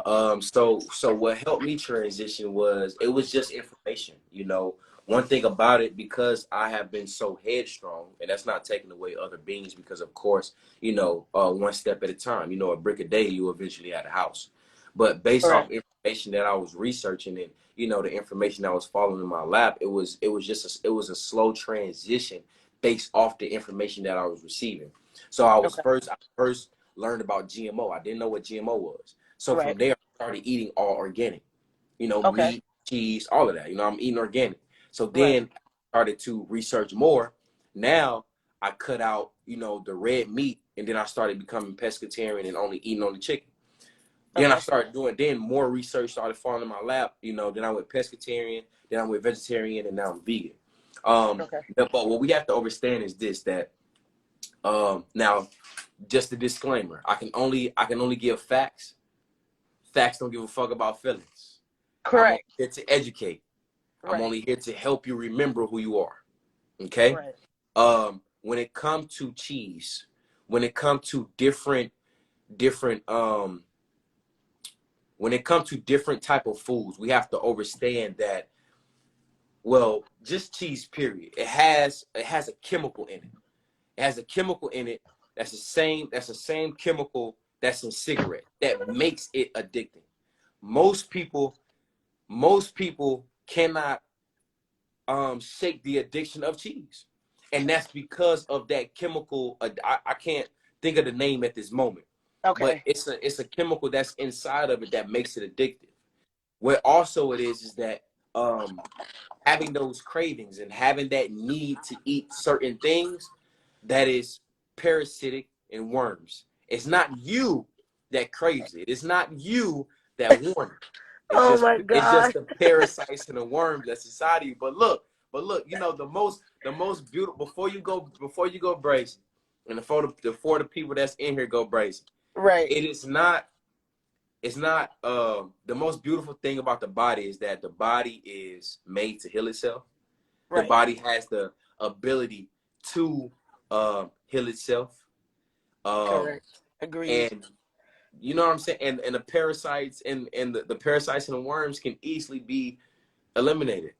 Easily. It's all about say that again. I said, I don't know about easily, but it can be done. Well, it's all about the power of your mind. Absolutely. Agreed. You know? Absolutely. So yeah, it's all about your perspective. So yeah, if it's hard, then it's gonna be hard. If it's easy, then it's gonna be easy. But the thing is that whatever you think and whatever you say, so it shall be. Come on, give it to me. I'm here. I'm taking it in. I'm receiving it. Man. So even if physically it's hard, you have to continue to tell yourself this is easy. Correct. You have to continue to tell, because again, you know, I tell beings on here all the time that the universe, God, Jesus, whatever you subscribe to, the universe, it only knows one answer, and that's yes. Whatever you say I am, whatever you say after I am, whatever affirmations you speak, yes. I never thought of it that way. Yeah. I really never thought of it that way. Like I very well understand. Ooh, I'm sorry. I very well understand the power of your words and manifestation and writing things down, but I never thought about it that way. I never thought about it that way. It is easy. It is easy for me to purge cheese. I can do this. It's easy, man. Of course you can do it, man. There is nothing more powerful than you. Oh, I needed this. I needed this. More powerful. Oh my God, why are you so amazing? I have to give you your flowers. I have to. Look, it's the ancestors. It's the spirits and the beings around me that's amazing. I'm just a vessel. Oh, Thank you so much. Of course. Thank you for being so great. You made my whole night. For sure. I'm gonna go read on parasites and cheese. Yeah, for sure. The community gathering makes my night every night. So I appreciate you for tapping in, Queen. All right. Have a good night, okay? You do the same. All right, thank you. Yeah, of course. Damn, I really wish I knew that chemical that's in cheese, man. I really did. I just can't think of. I know it started with a C or something like that.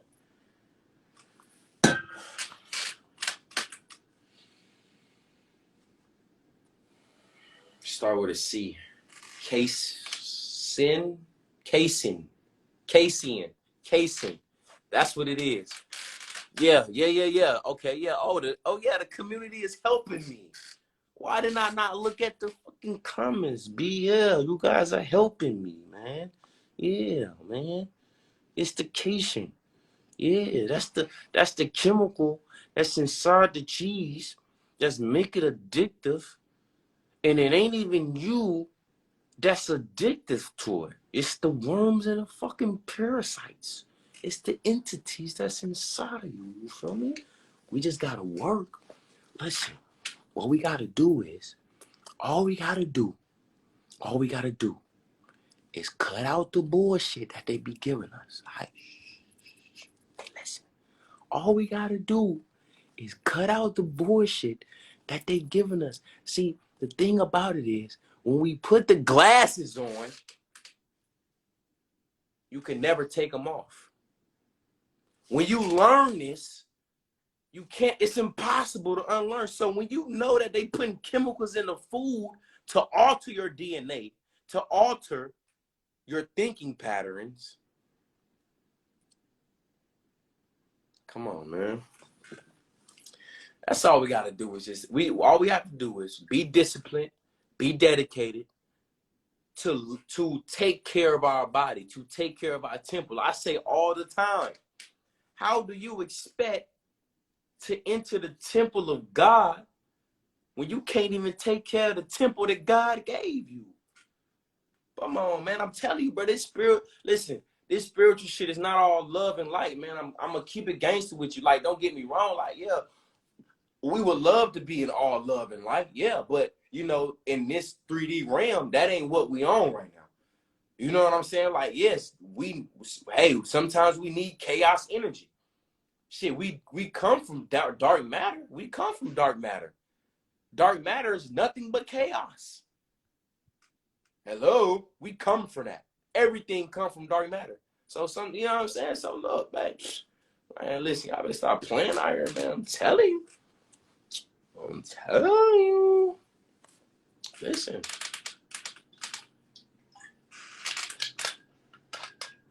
Oh, on my second week of the fruit detox. Woo, I love it. I'm not vegan anymore, but I still don't eat cheese. Don't need them problems for sure. I love it. But come on, let's add some more. Let's add somebody else in here real quick. Oh, I'm gonna add my guy, Eric Dale. What's poppin', buddy? Tap in, man. Yeah, this the guy, man. You raise your hand, come on to you. Yeah, you know, yeah. Yeah.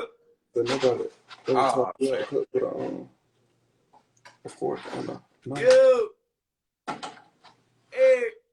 Damn, I wish I knew how to take people off this one, because I don't even know how to. You are? No. Yo. Oh. Is that me? Yo. Yo. Oh, Yo. what's up? Oh, no. What's up, God? Hold up. Oh, what's poppin', guy? Hey. Oh, man.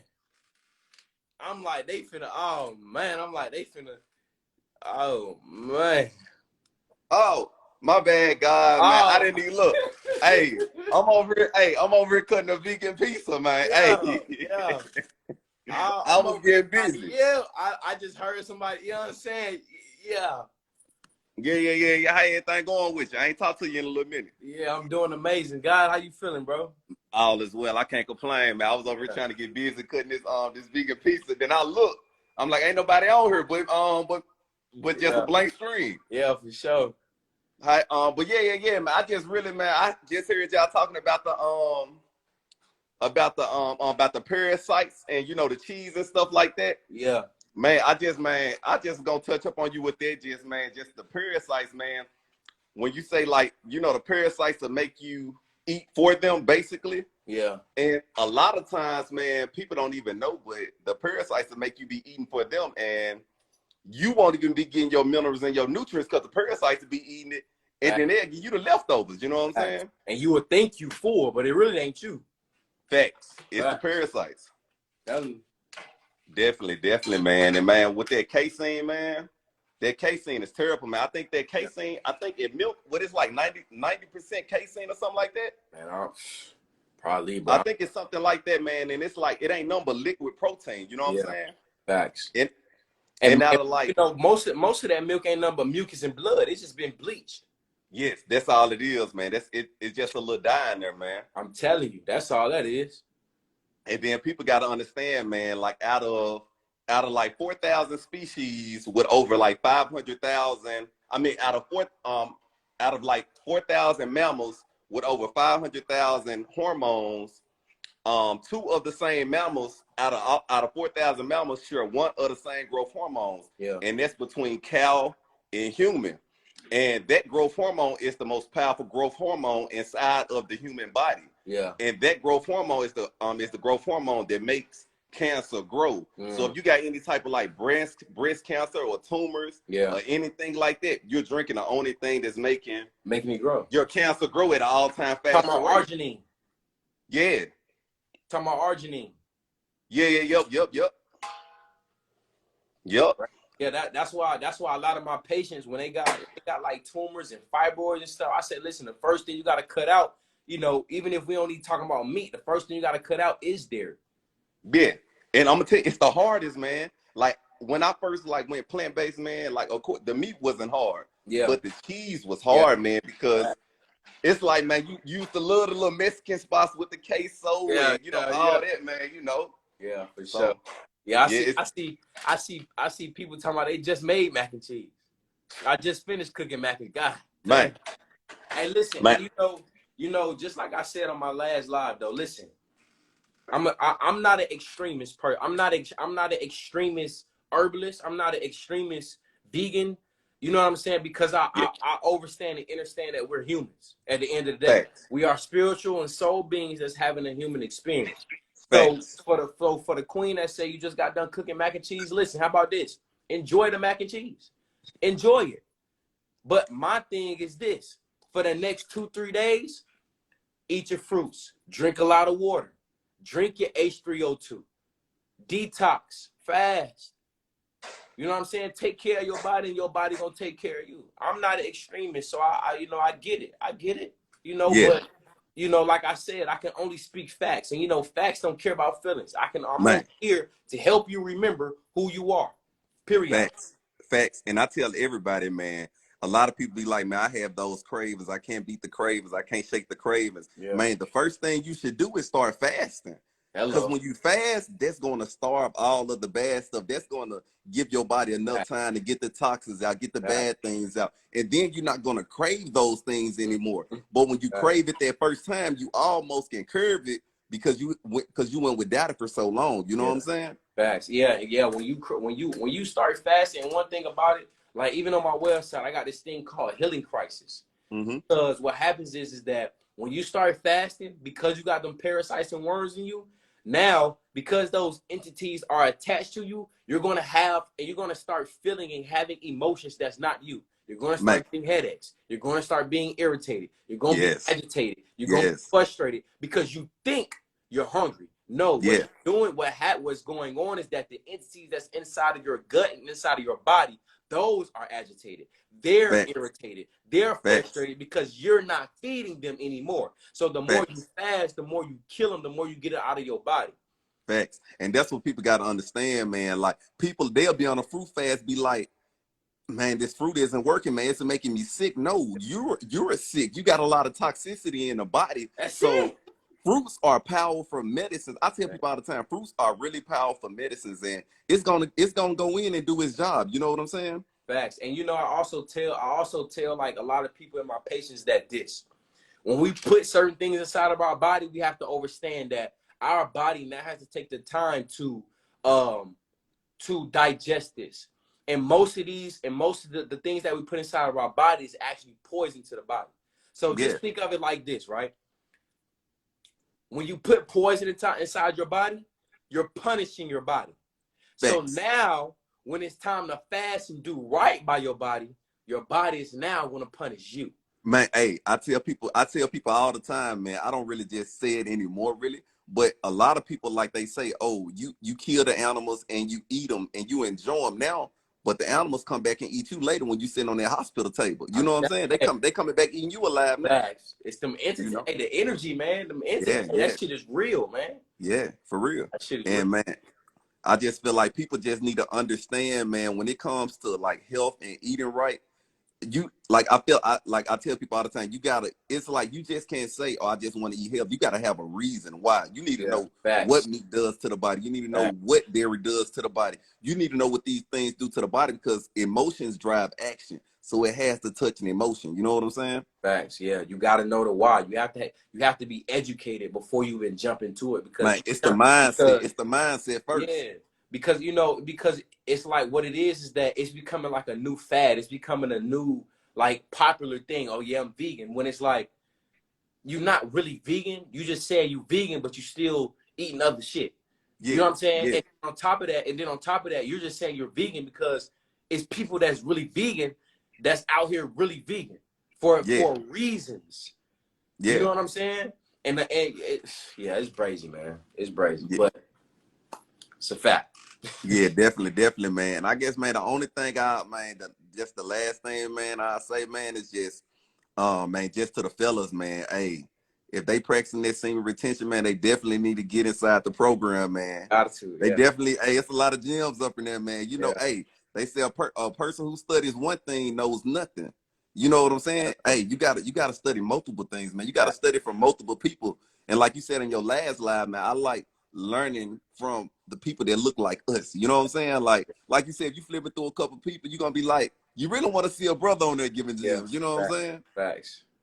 So definitely, God, man. Hey, it was good tapping in with you, man. Hey, I was over there digging in that goddamn vegan piece over there. I was like, he was like, hey, yo, I put my hand around. I said, oh snap, that's me. Yeah, facts. Yeah, it's all good, God. I'm gonna tap in with you. Beyond this, I got you. Yeah, definitely. We'll be in touch. For sure. Love, God. I appreciate you. All right, love, God. Be safe.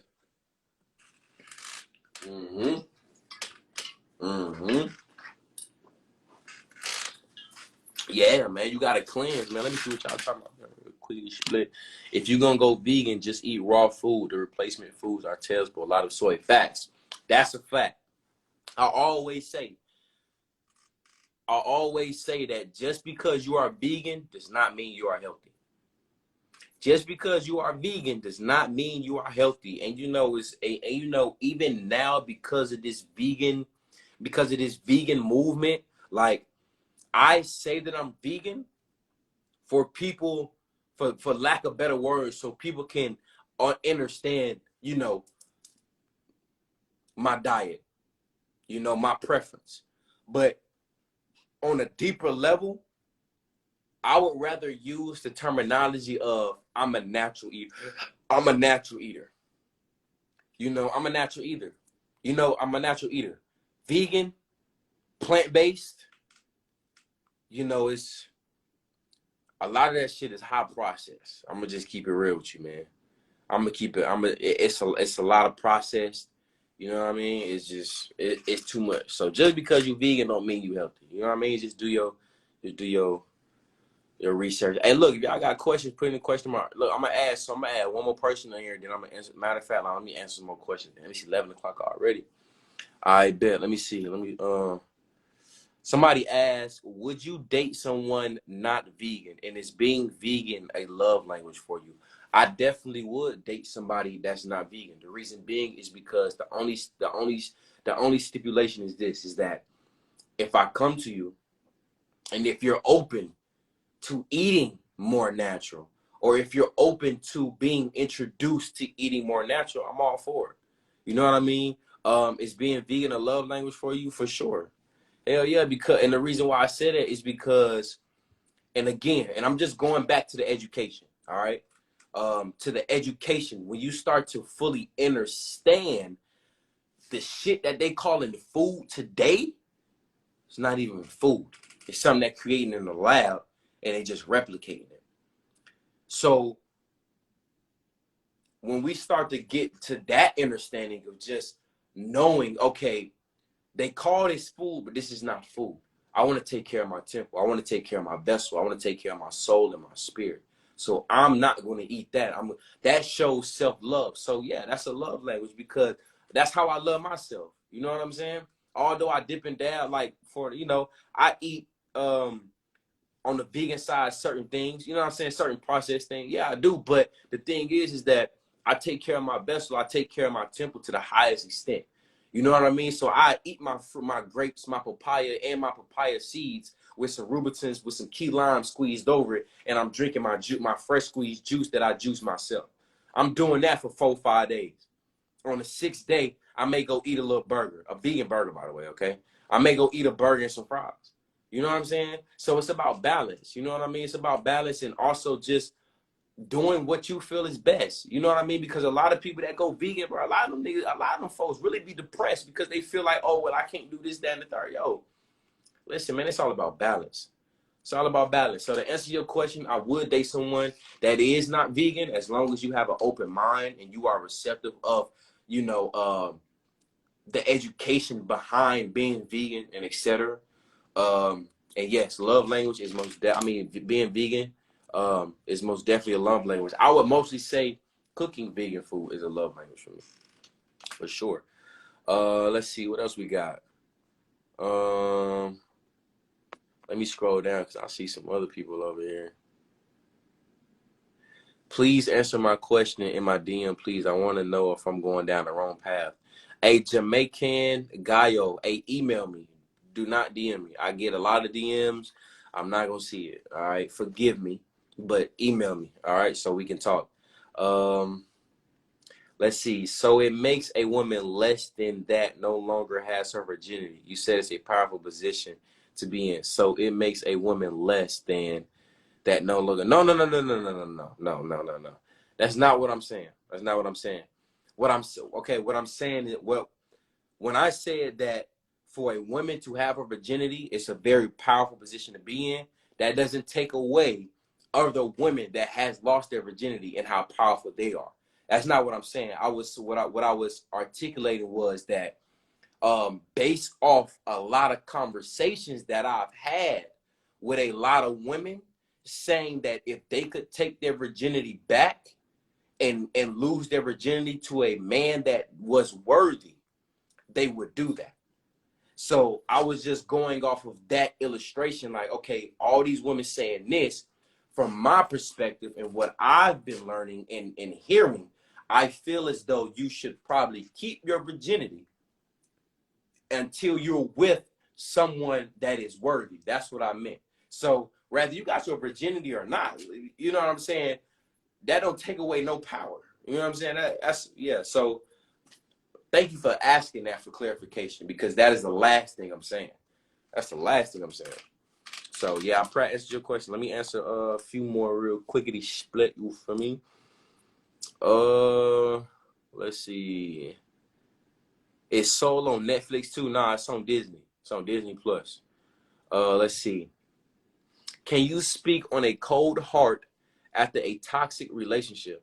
How to get back to your natural state of love plus vulnerability by being by yourself.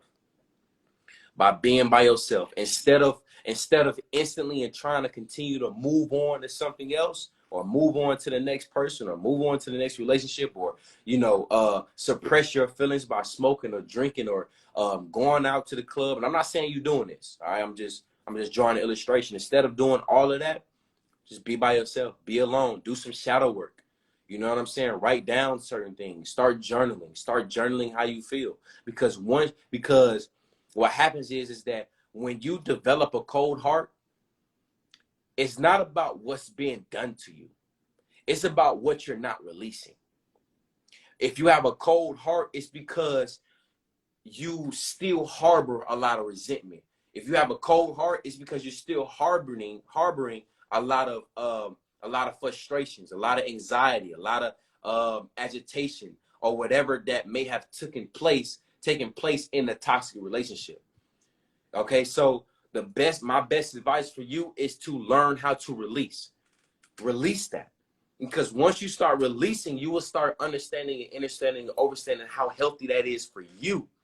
And once you start getting back in that space, and because that was a learning lesson that you had to go through, now because you start releasing, now certain spiritual gifts are starting to be online. So now you can have automatic discernment and be like, okay, you know what?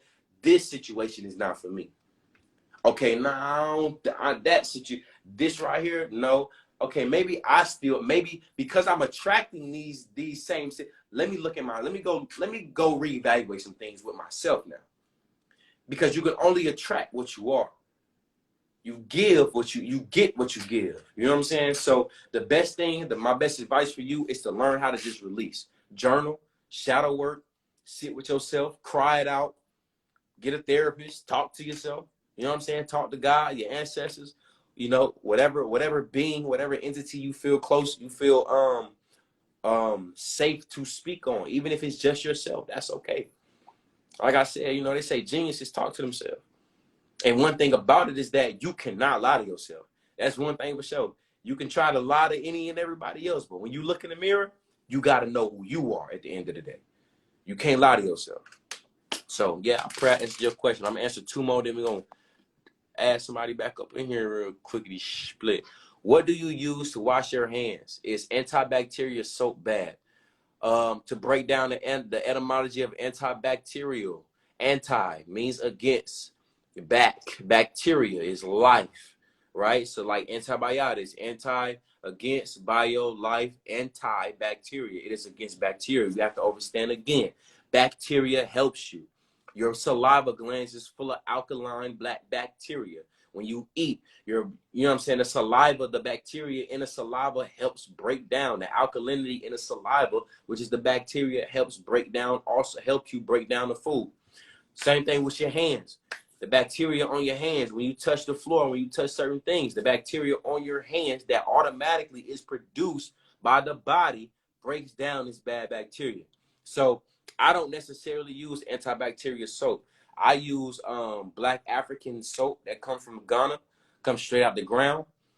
You can get it off my website, black soap, or you can go to your local African market. They should have some black soap, maybe.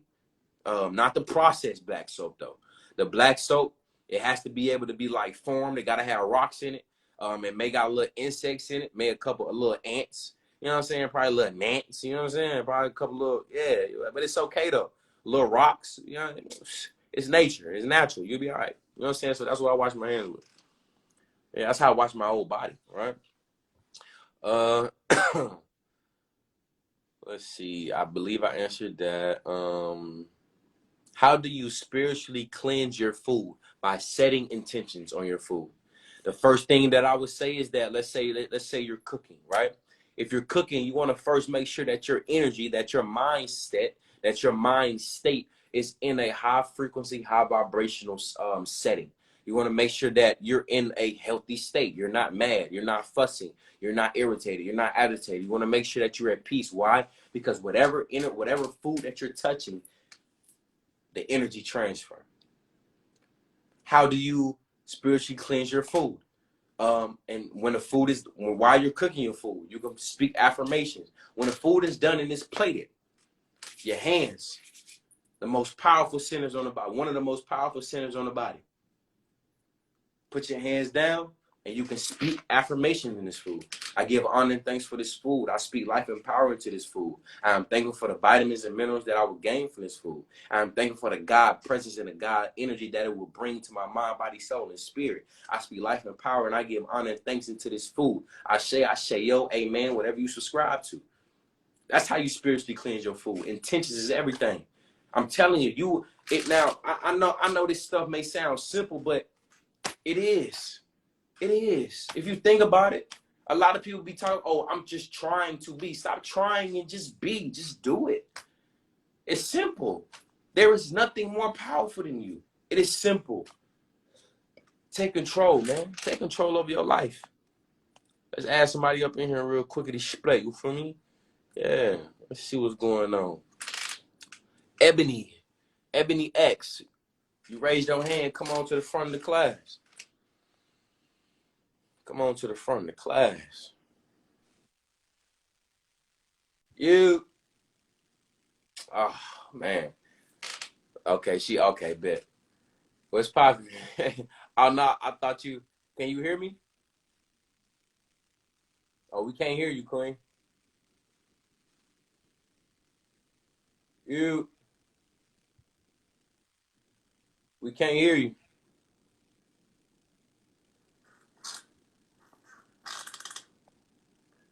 I don't even know how to. Sorry. Hello? Can you? Oh, okay. What's poppin'? Can you hear me?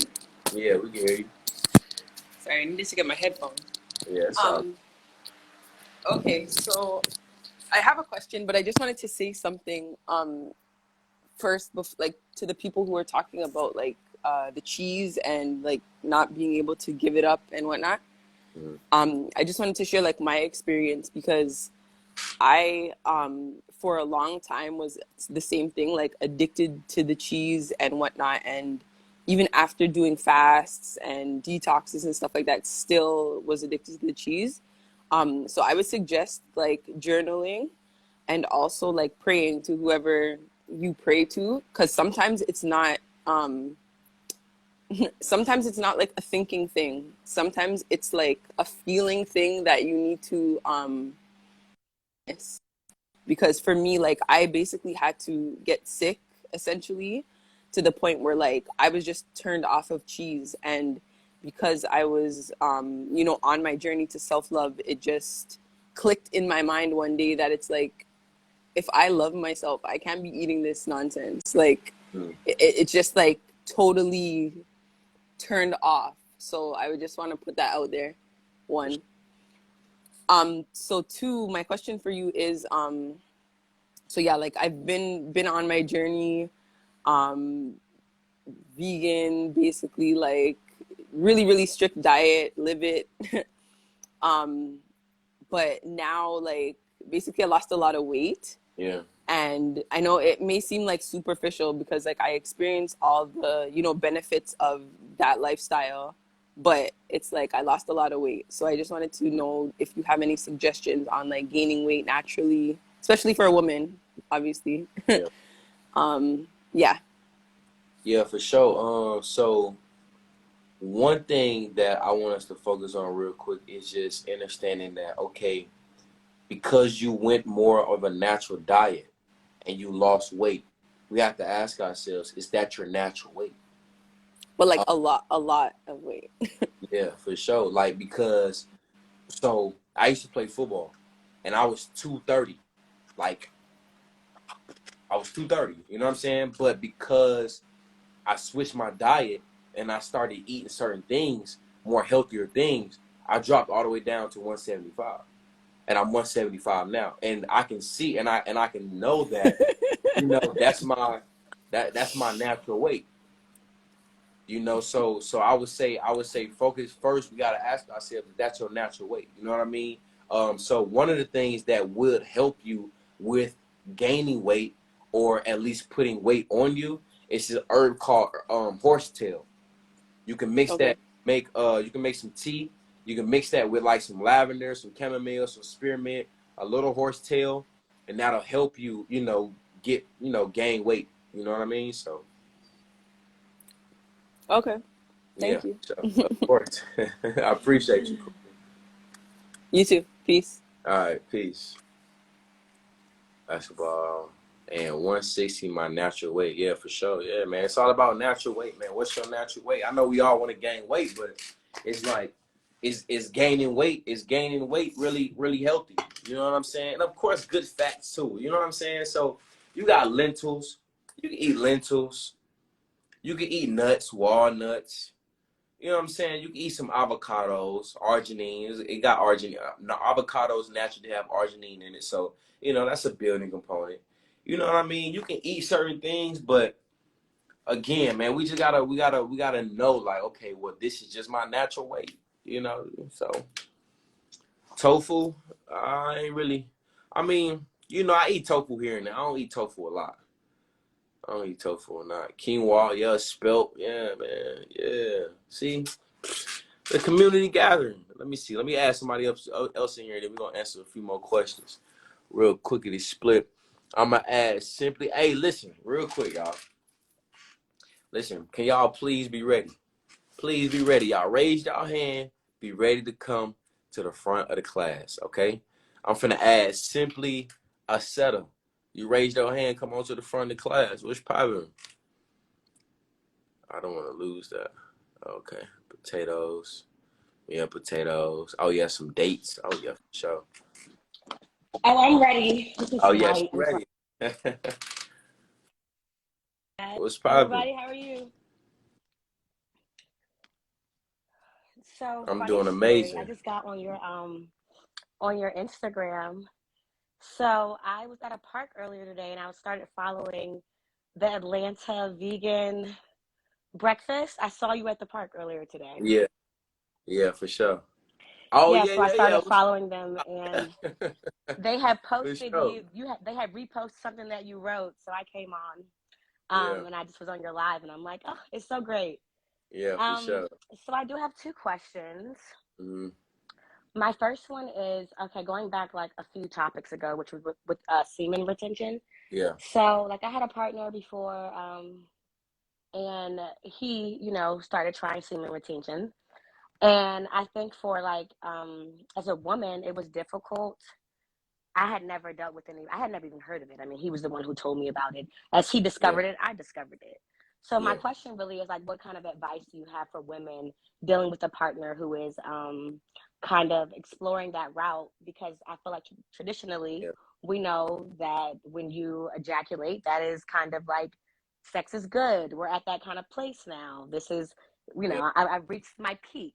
Without having that, yeah, it was different. You know what I mean? We had to kind of learn yeah. what to do with that. And like for both of us, he was trying it, I was trying it. I had to go through my own stuff. Like, is it still good? Does he still like it? You know what I mean? Yeah. So I was just wondering, what advice do you have for like the women out here who are dealing with men practicing semen retention? All right. Well, first, the thing is this: you have two things. You have semen retention and you have ejaculation control. Semen retention is basically a form of celibacy for men. Ejaculation control is what we speaking about.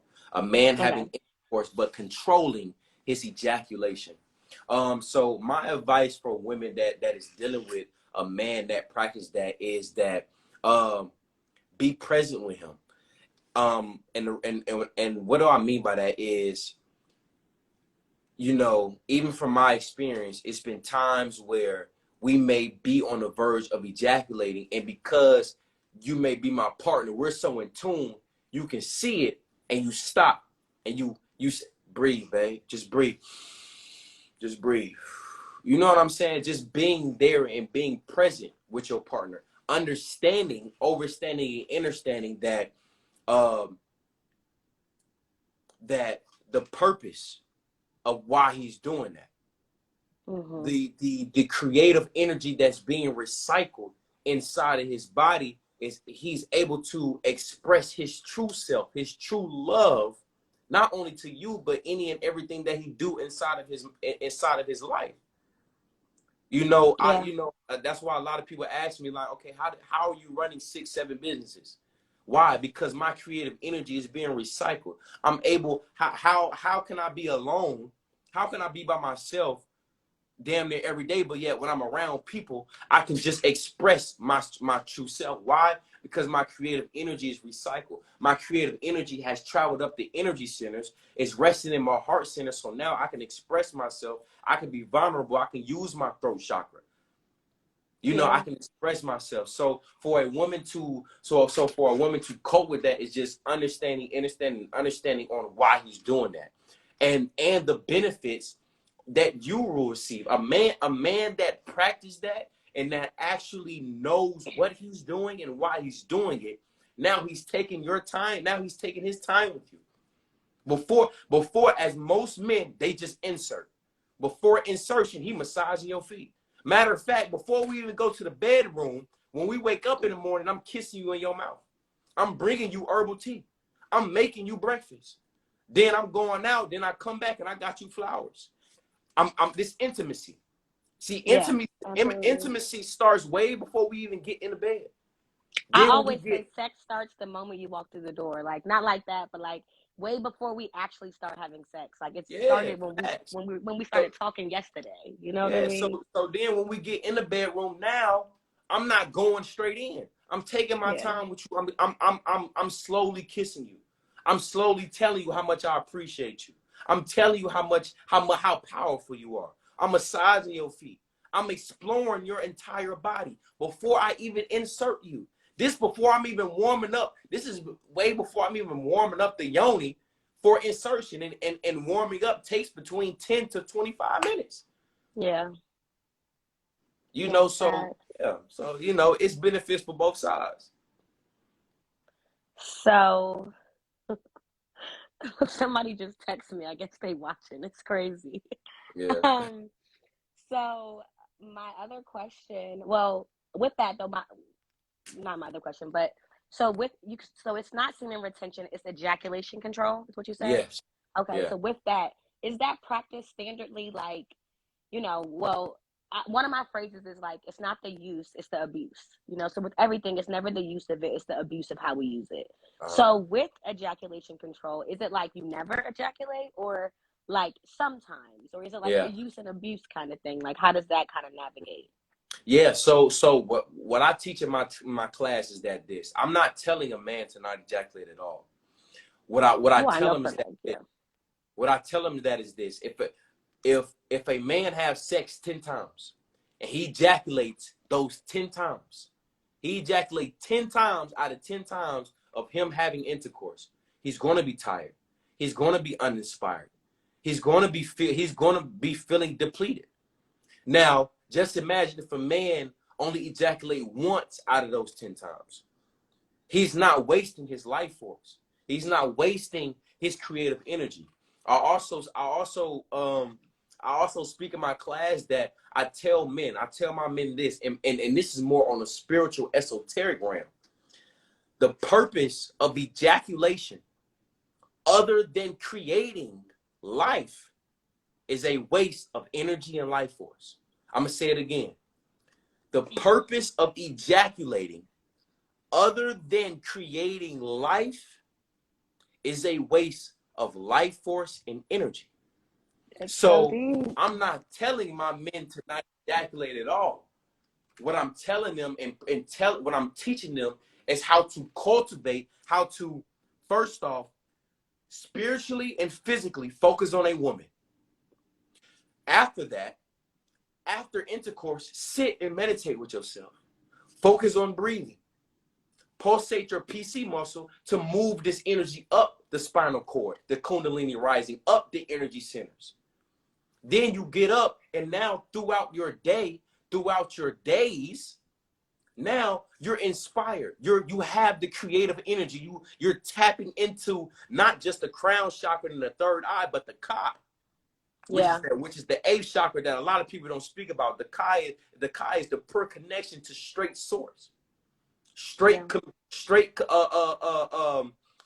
creative energy. So I guess it's like I just started trying to like, well, not just started, but like in the last few years, manifesting masturbation. So like as you are masturbating, like using that time and energy to be very intentional. And I found it to be just like, I mean, mind blowing. When I kind of started it, because it's like to be in that space and to have like to just be connected to your own thoughts and like what you're trying to do and using your sexual energy for that. So I guess the way that I think about it, because I feel like I can't control my ejaculation per se. I look at it, I guess. Well, you don't For a ejaculate woman, though. I squirt. Well, Not like that, but like what saying. I meant was that women have women have orgasms. Yeah. Men ejaculate. You know what I'm Yes. saying? Okay. No, I get what you're saying. Yeah. I Okay. meant like I didn't mean to say it like that, but it's just Nah, like, it's all good. you know, like in my mind. I mean, it's not, yeah, the same thing, but okay. My second question off of the sex is, okay, so I fast pretty often. I try to do a 36-hour power fast every week, typically like from Sunday to Monday. I typically spend my Sunday nights at Jeju, and then I spend like most of my day Monday the morning there. So I typically fast when I'm there. Um, Along with like I do like group fasting with like, you know, close friends and stuff. So I'm like, you know, a pretty big fast advocate. I'm right now doing like a 12-week fruit only detox. It's the longest probably something I've done, and because I fast often, I'm not eating that much fruit. I'm pretty much just juicing throughout the day. So it was kind of like a two question. It's I know you've been talking about H3O. I heard you mention that. I feel like since I've started my fast, I'm seeing so much about just H3O. I'm kind of getting new to what that is. Yeah. And I've been seeing like almost I'm getting confused because I feel like I'm being told that we shouldn't drink water. We should be drinking more, not shouldn't, but like limiting our water and drinking more H3O. Yeah. And it's like a mind fuck to me. So I'm kind of like, are we not supposed to be drinking this much water? Because I drink a lot of water, you know, Yeah. and they were kind of saying that water is like very magnetizing and it is going to, you know, pull whatever's in your body. I'm just kind of confused by the H2O versus H3O conversation. And I feel like it's just major right now. So when I heard you say it, I'm like, you know, that was my.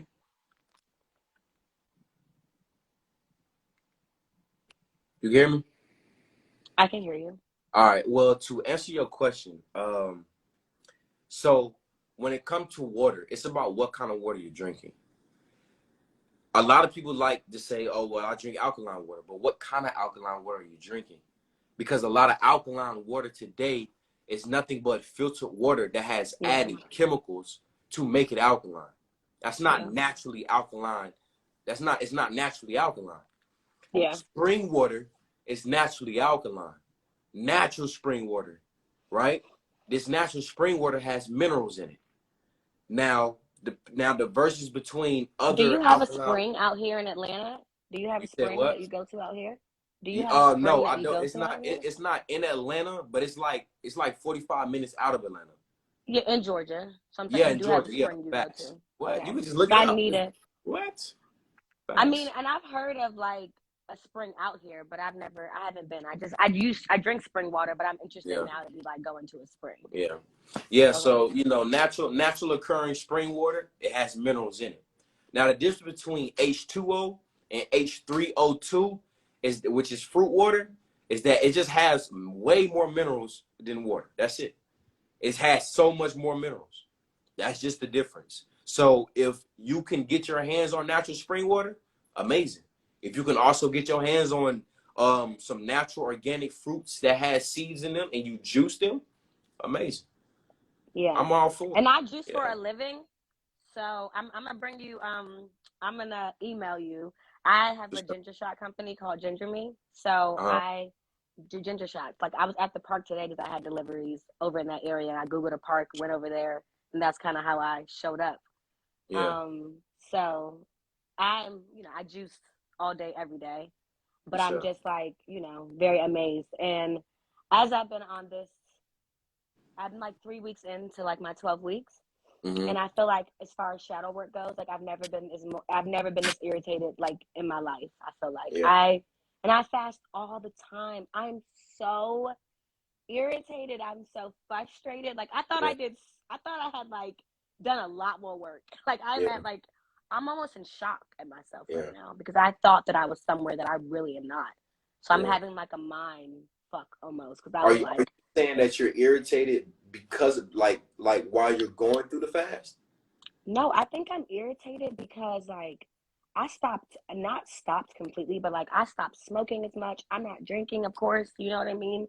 I bartend, so it's like I deal with people. Well, I bartend like 2 days a week. So I run my juicing business pretty much full time, but I still bartend like 2 days a week. So at work, I'm just more irritated. People like I don't know what it is. Like, and I feel like I definitely know I'm at my threshold. Like the longest I've ever went without, you know, eating has been like 20 days. Yeah. So I know that I'm at like a new place for my body. But I've never been this irritated in this kind of fast. So I It's don't probably know. what it is. It's probably just something that you're releasing. You just don't know it yet. It's probably just something that you releasing or that you have to release. And that answer, whatever that is, it'll probably come to you because, you know, I had the same dilemma a couple weeks ago when I was on my fruit fast. When I was on my 7-day fruit fast, my 4th day, I was like, for some reason, like I was a little irritated. I'm like, yo, why am I irritated? I went to go do my colon cleanse, my colon hydrotherapy. I overstood, understood, and understood why I was irritated. Because when I went to my colon hydrotherapy, I literally shitted out my entire intestinal wall. Like all the back. I'm talking about now. Don't get me now. Listen, I do my fast, I do my cleanse and everything. No, but still, that it's like I feel you. I'm talking about my entire intestinal wall, and literally when everything came out and my intestinal wall was flushed, when I was leaving, I felt so light. I felt so beautiful. I felt so amazing. I felt like my entire mood just shifted. You know what I mean? So it's probably just something, and I'm not even saying that's what you have to release, but it's no, probably but just I received the hell out of that. You know what I mean? Because what you're saying for me is like I'm like on my cleanse right now. Like I gotta do an enema like twice a day and like all types of stuff. You know, so I am definitely releasing a lot, and it's like I feel like people think that this healing shit is like peaches and cream. We're just eating fruit on the beach, chilling all day. This shit is painful as fuck. You know what I mean? Like it's a lot of fucking work. It requires a lot, you know? So I needed to hear that because like you're damn right I'm a little frustrated. I got a lot of shit going on in here. You know, I got a lot of stuff going on. I'm tensing and shit. And it's not easy, you know, but I have really been like, so do you have any, I mean, I've been using like chamomile and lavender, but I'm over that shit. I've been trying to smoke my chamomile, my lavender, my holy basil and stuff. So do you have any other herbs that you could recommend or just like, oof, you know, some relaxation or relaxation. I don't know, just like not even just relaxation, but you know that calming. I feel like chamomile, lavender, those things really help me. If you tired of the chamomile and lavender tea, shit, you can get you some real authentic CBD oil. That'll calm your little ass down. You want something that'll calm you down, shit, that'll calm you down. Yeah, because I've been not, maybe I'll try some CBD. I'm not like, I mean, it's interesting. I actually work with the cannabis company. And I'm associated with one of the first Black hemp farmers in Georgia. It's called the Green Toad Hemp Farm. So I have access to CBD, but I never use it ever. Do you meditate at all? I do. You do? Okay. I do meditate on the regular, but it's like I don't know. But I do feel like so. I like to say like for me, and you tell me what you think about this. I like to say that detoxing is the lack of presence of God. It's like more health benefits. Fasting is with the presence of God. So a lot of times I feel like, you know, people are saying they're fasting, but they're not like they're not spiritually tapping in. They're just not eating, or they're not they're sustaining, or you know, giving up something, sacrificing something, but they're not really tapping into source, to spirit, you know, whatever you would like to call it. They're like their detoxing is more of a physical standpoint. You know, what I try to do most of the time is like I come from a spiritual aspect, and then the health benefits that I get is a benefit. It's like a plus, you know, like it's like, oh my gosh, and you get to cleanse your body, but it's really coming from like a spiritual aspect. So I feel like I'm not, because I'm in like a detoxing situation in my mind, I'm also not doing what I would normally do if I was just fasting, you know, like I'm not as tapped in. So I feel like, you know, I'm meditating, but for sure, I don't think I'm as tapped in. Well, you know that the answer gonna always come to you, so don't even trip. Yeah. What's for you won't miss you, Queen. I appreciate it. For sure. I appreciate you tapping in. What is your name? My name is Tell Tone. people that? Tone. Oh, okay. I just knew. I see your Instagram name, but it was a pleasure. Thank you. This was great. Good night, Queen. All right. All right. Yeah. For those that don't know, my name is Tone. You can find my music everywhere at Tone Levels. Look, I'm gonna add somebody else in here real quick. Answer like 2-3 more questions in the question box, and we're gonna get up out of here. Because I know I ain't trying to hold y'all too long. So let's do it. Let's see what's popping, man. I'm gonna add somebody up in here real quickly. Split. You feel me? Just Maisha James. You raised your hand, come on in. You raised your hand, come on in.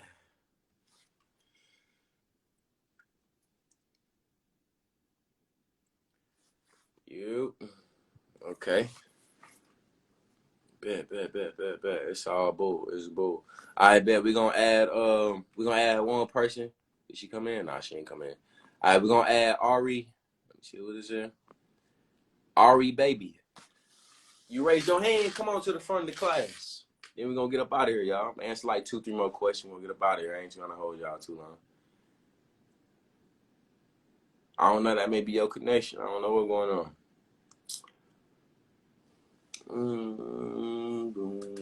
Alright, well, that person ain't trying to join. Okay, bet.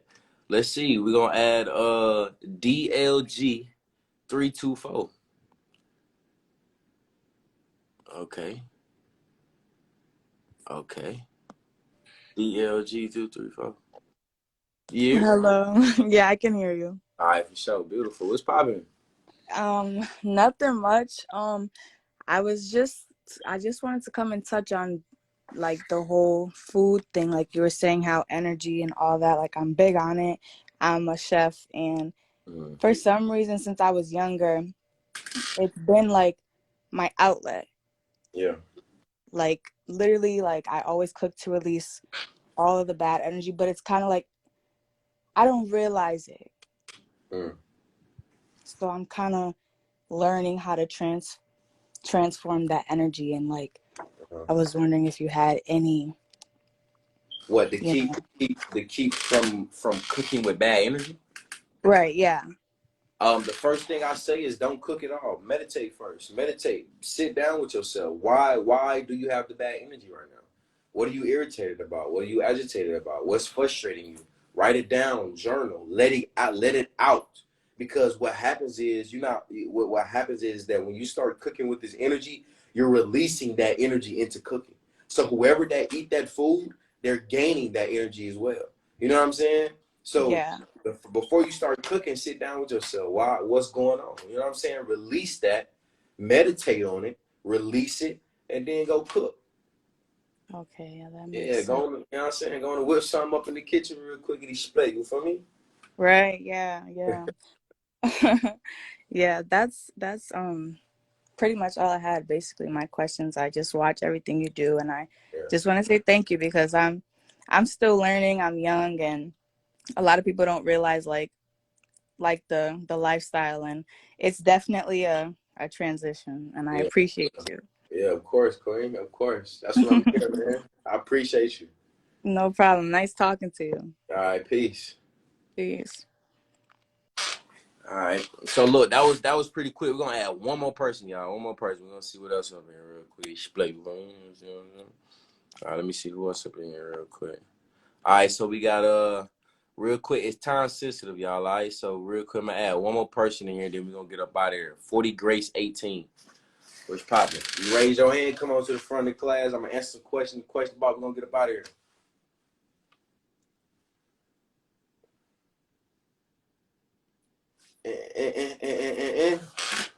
I bet. Let me answer some questions real quick. I have cooked in a bad mood, and my food tastes like a bad mood. Hey, I'm telling you. All right.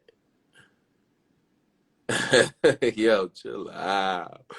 Chill out. Somebody asked, let's see.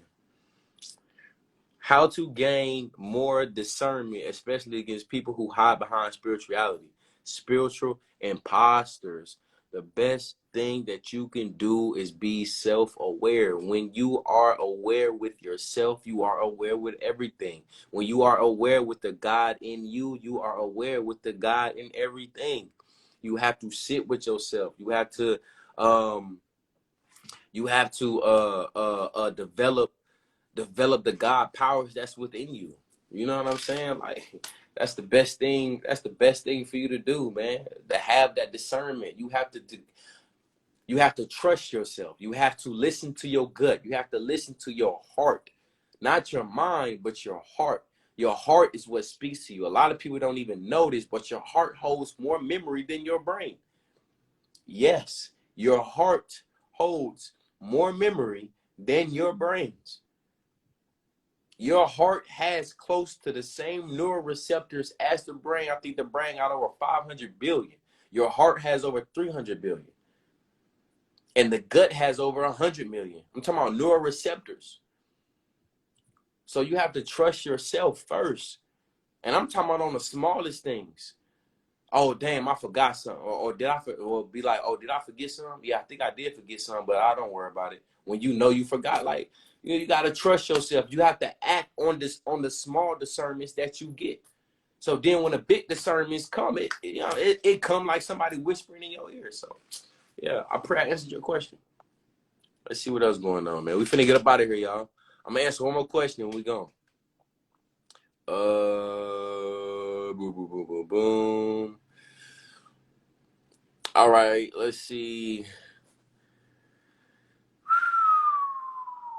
Man, all right, look, I'm gonna answer this. So it says, can you touch more bases on the colon therapy flush thing? Yes. So the colon hydrotherapy, right? It's basically this. I'm gonna keep it gangster with y'all, right? Colon hydrotherapy, you get this tube, you stick it up your ass, right? Boom. It's filtered. Well, the place I go to, it's a reverse osmosis filtered water, right? So what happens is it's the water and it's hydrotherapy because it's what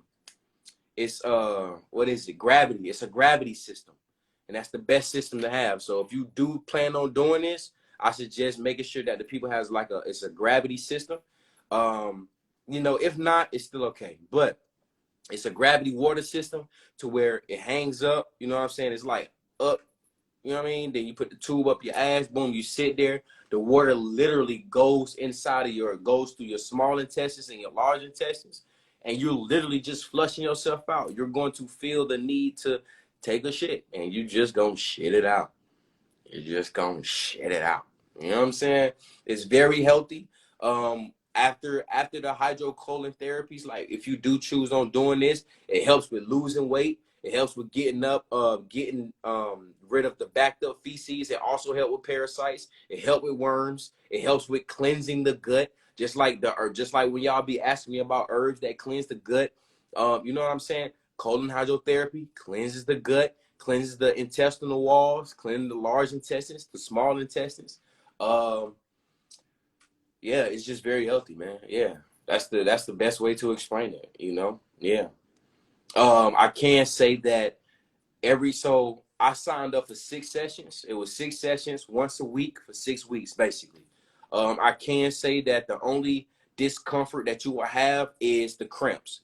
And it's not like bad cramps. But what's happening is that, and it's not cramps throughout the whole thing. You may have like a quick 2, maybe 3 minutes of cramps, right? What it is that since the water is flushing out your intestines, the backed up fecal matter that has been backed up inside of your intestinal wall is literally moving down your intestines to be flushed out. So that's the most beautiful thing. Yeah, man, what? You cleansing your gut? Oh my God. Now, when you eat something today, you're gonna shit it out tomorrow.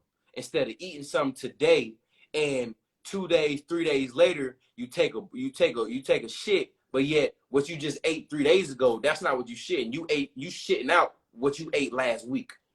Because our intestinal walls is so backed up. Our intestines and our gut is so backed up, and we ain't never really flushed that now when we eat, you know what I'm saying? We're not even pooping out the stuff that we just ate 2-3 days ago. That stuff is still in our gut, just sitting there. You know what I mean? So hydrocolon therapy, man, is beautiful. If you out here in Georgia, I recommend going to it's a place called Zen Bella. I go to the one in Buford, fire, brazy.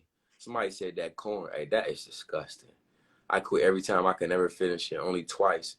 Come on, man. You got to finish it, man. It's powerful. It's powerful. It's powerful. All right, man. We finna get up out of here, y'all. We finna get up out of here real quick. Let's leave with prayer, man. I just give honor and thanks to the powers that be, that have given me the power and the position to obtain knowledge, to convert this knowledge into wisdom, to not only teach myself, but the people, places, and things around me. Also sending same energy out to the beings that's on this live, that has connected us, and the beings that will watch this live, to obtain this knowledge and the inspiration and the motivation to not only teach themselves, to convert this knowledge into wisdom, to not only teach themselves, but to teach the people, places, and things around them. I give honor and thanks and speak life and power into the powers that be. Ashe, Asheo, amen, and everything else above. Real quick, before we go, I leave as I come.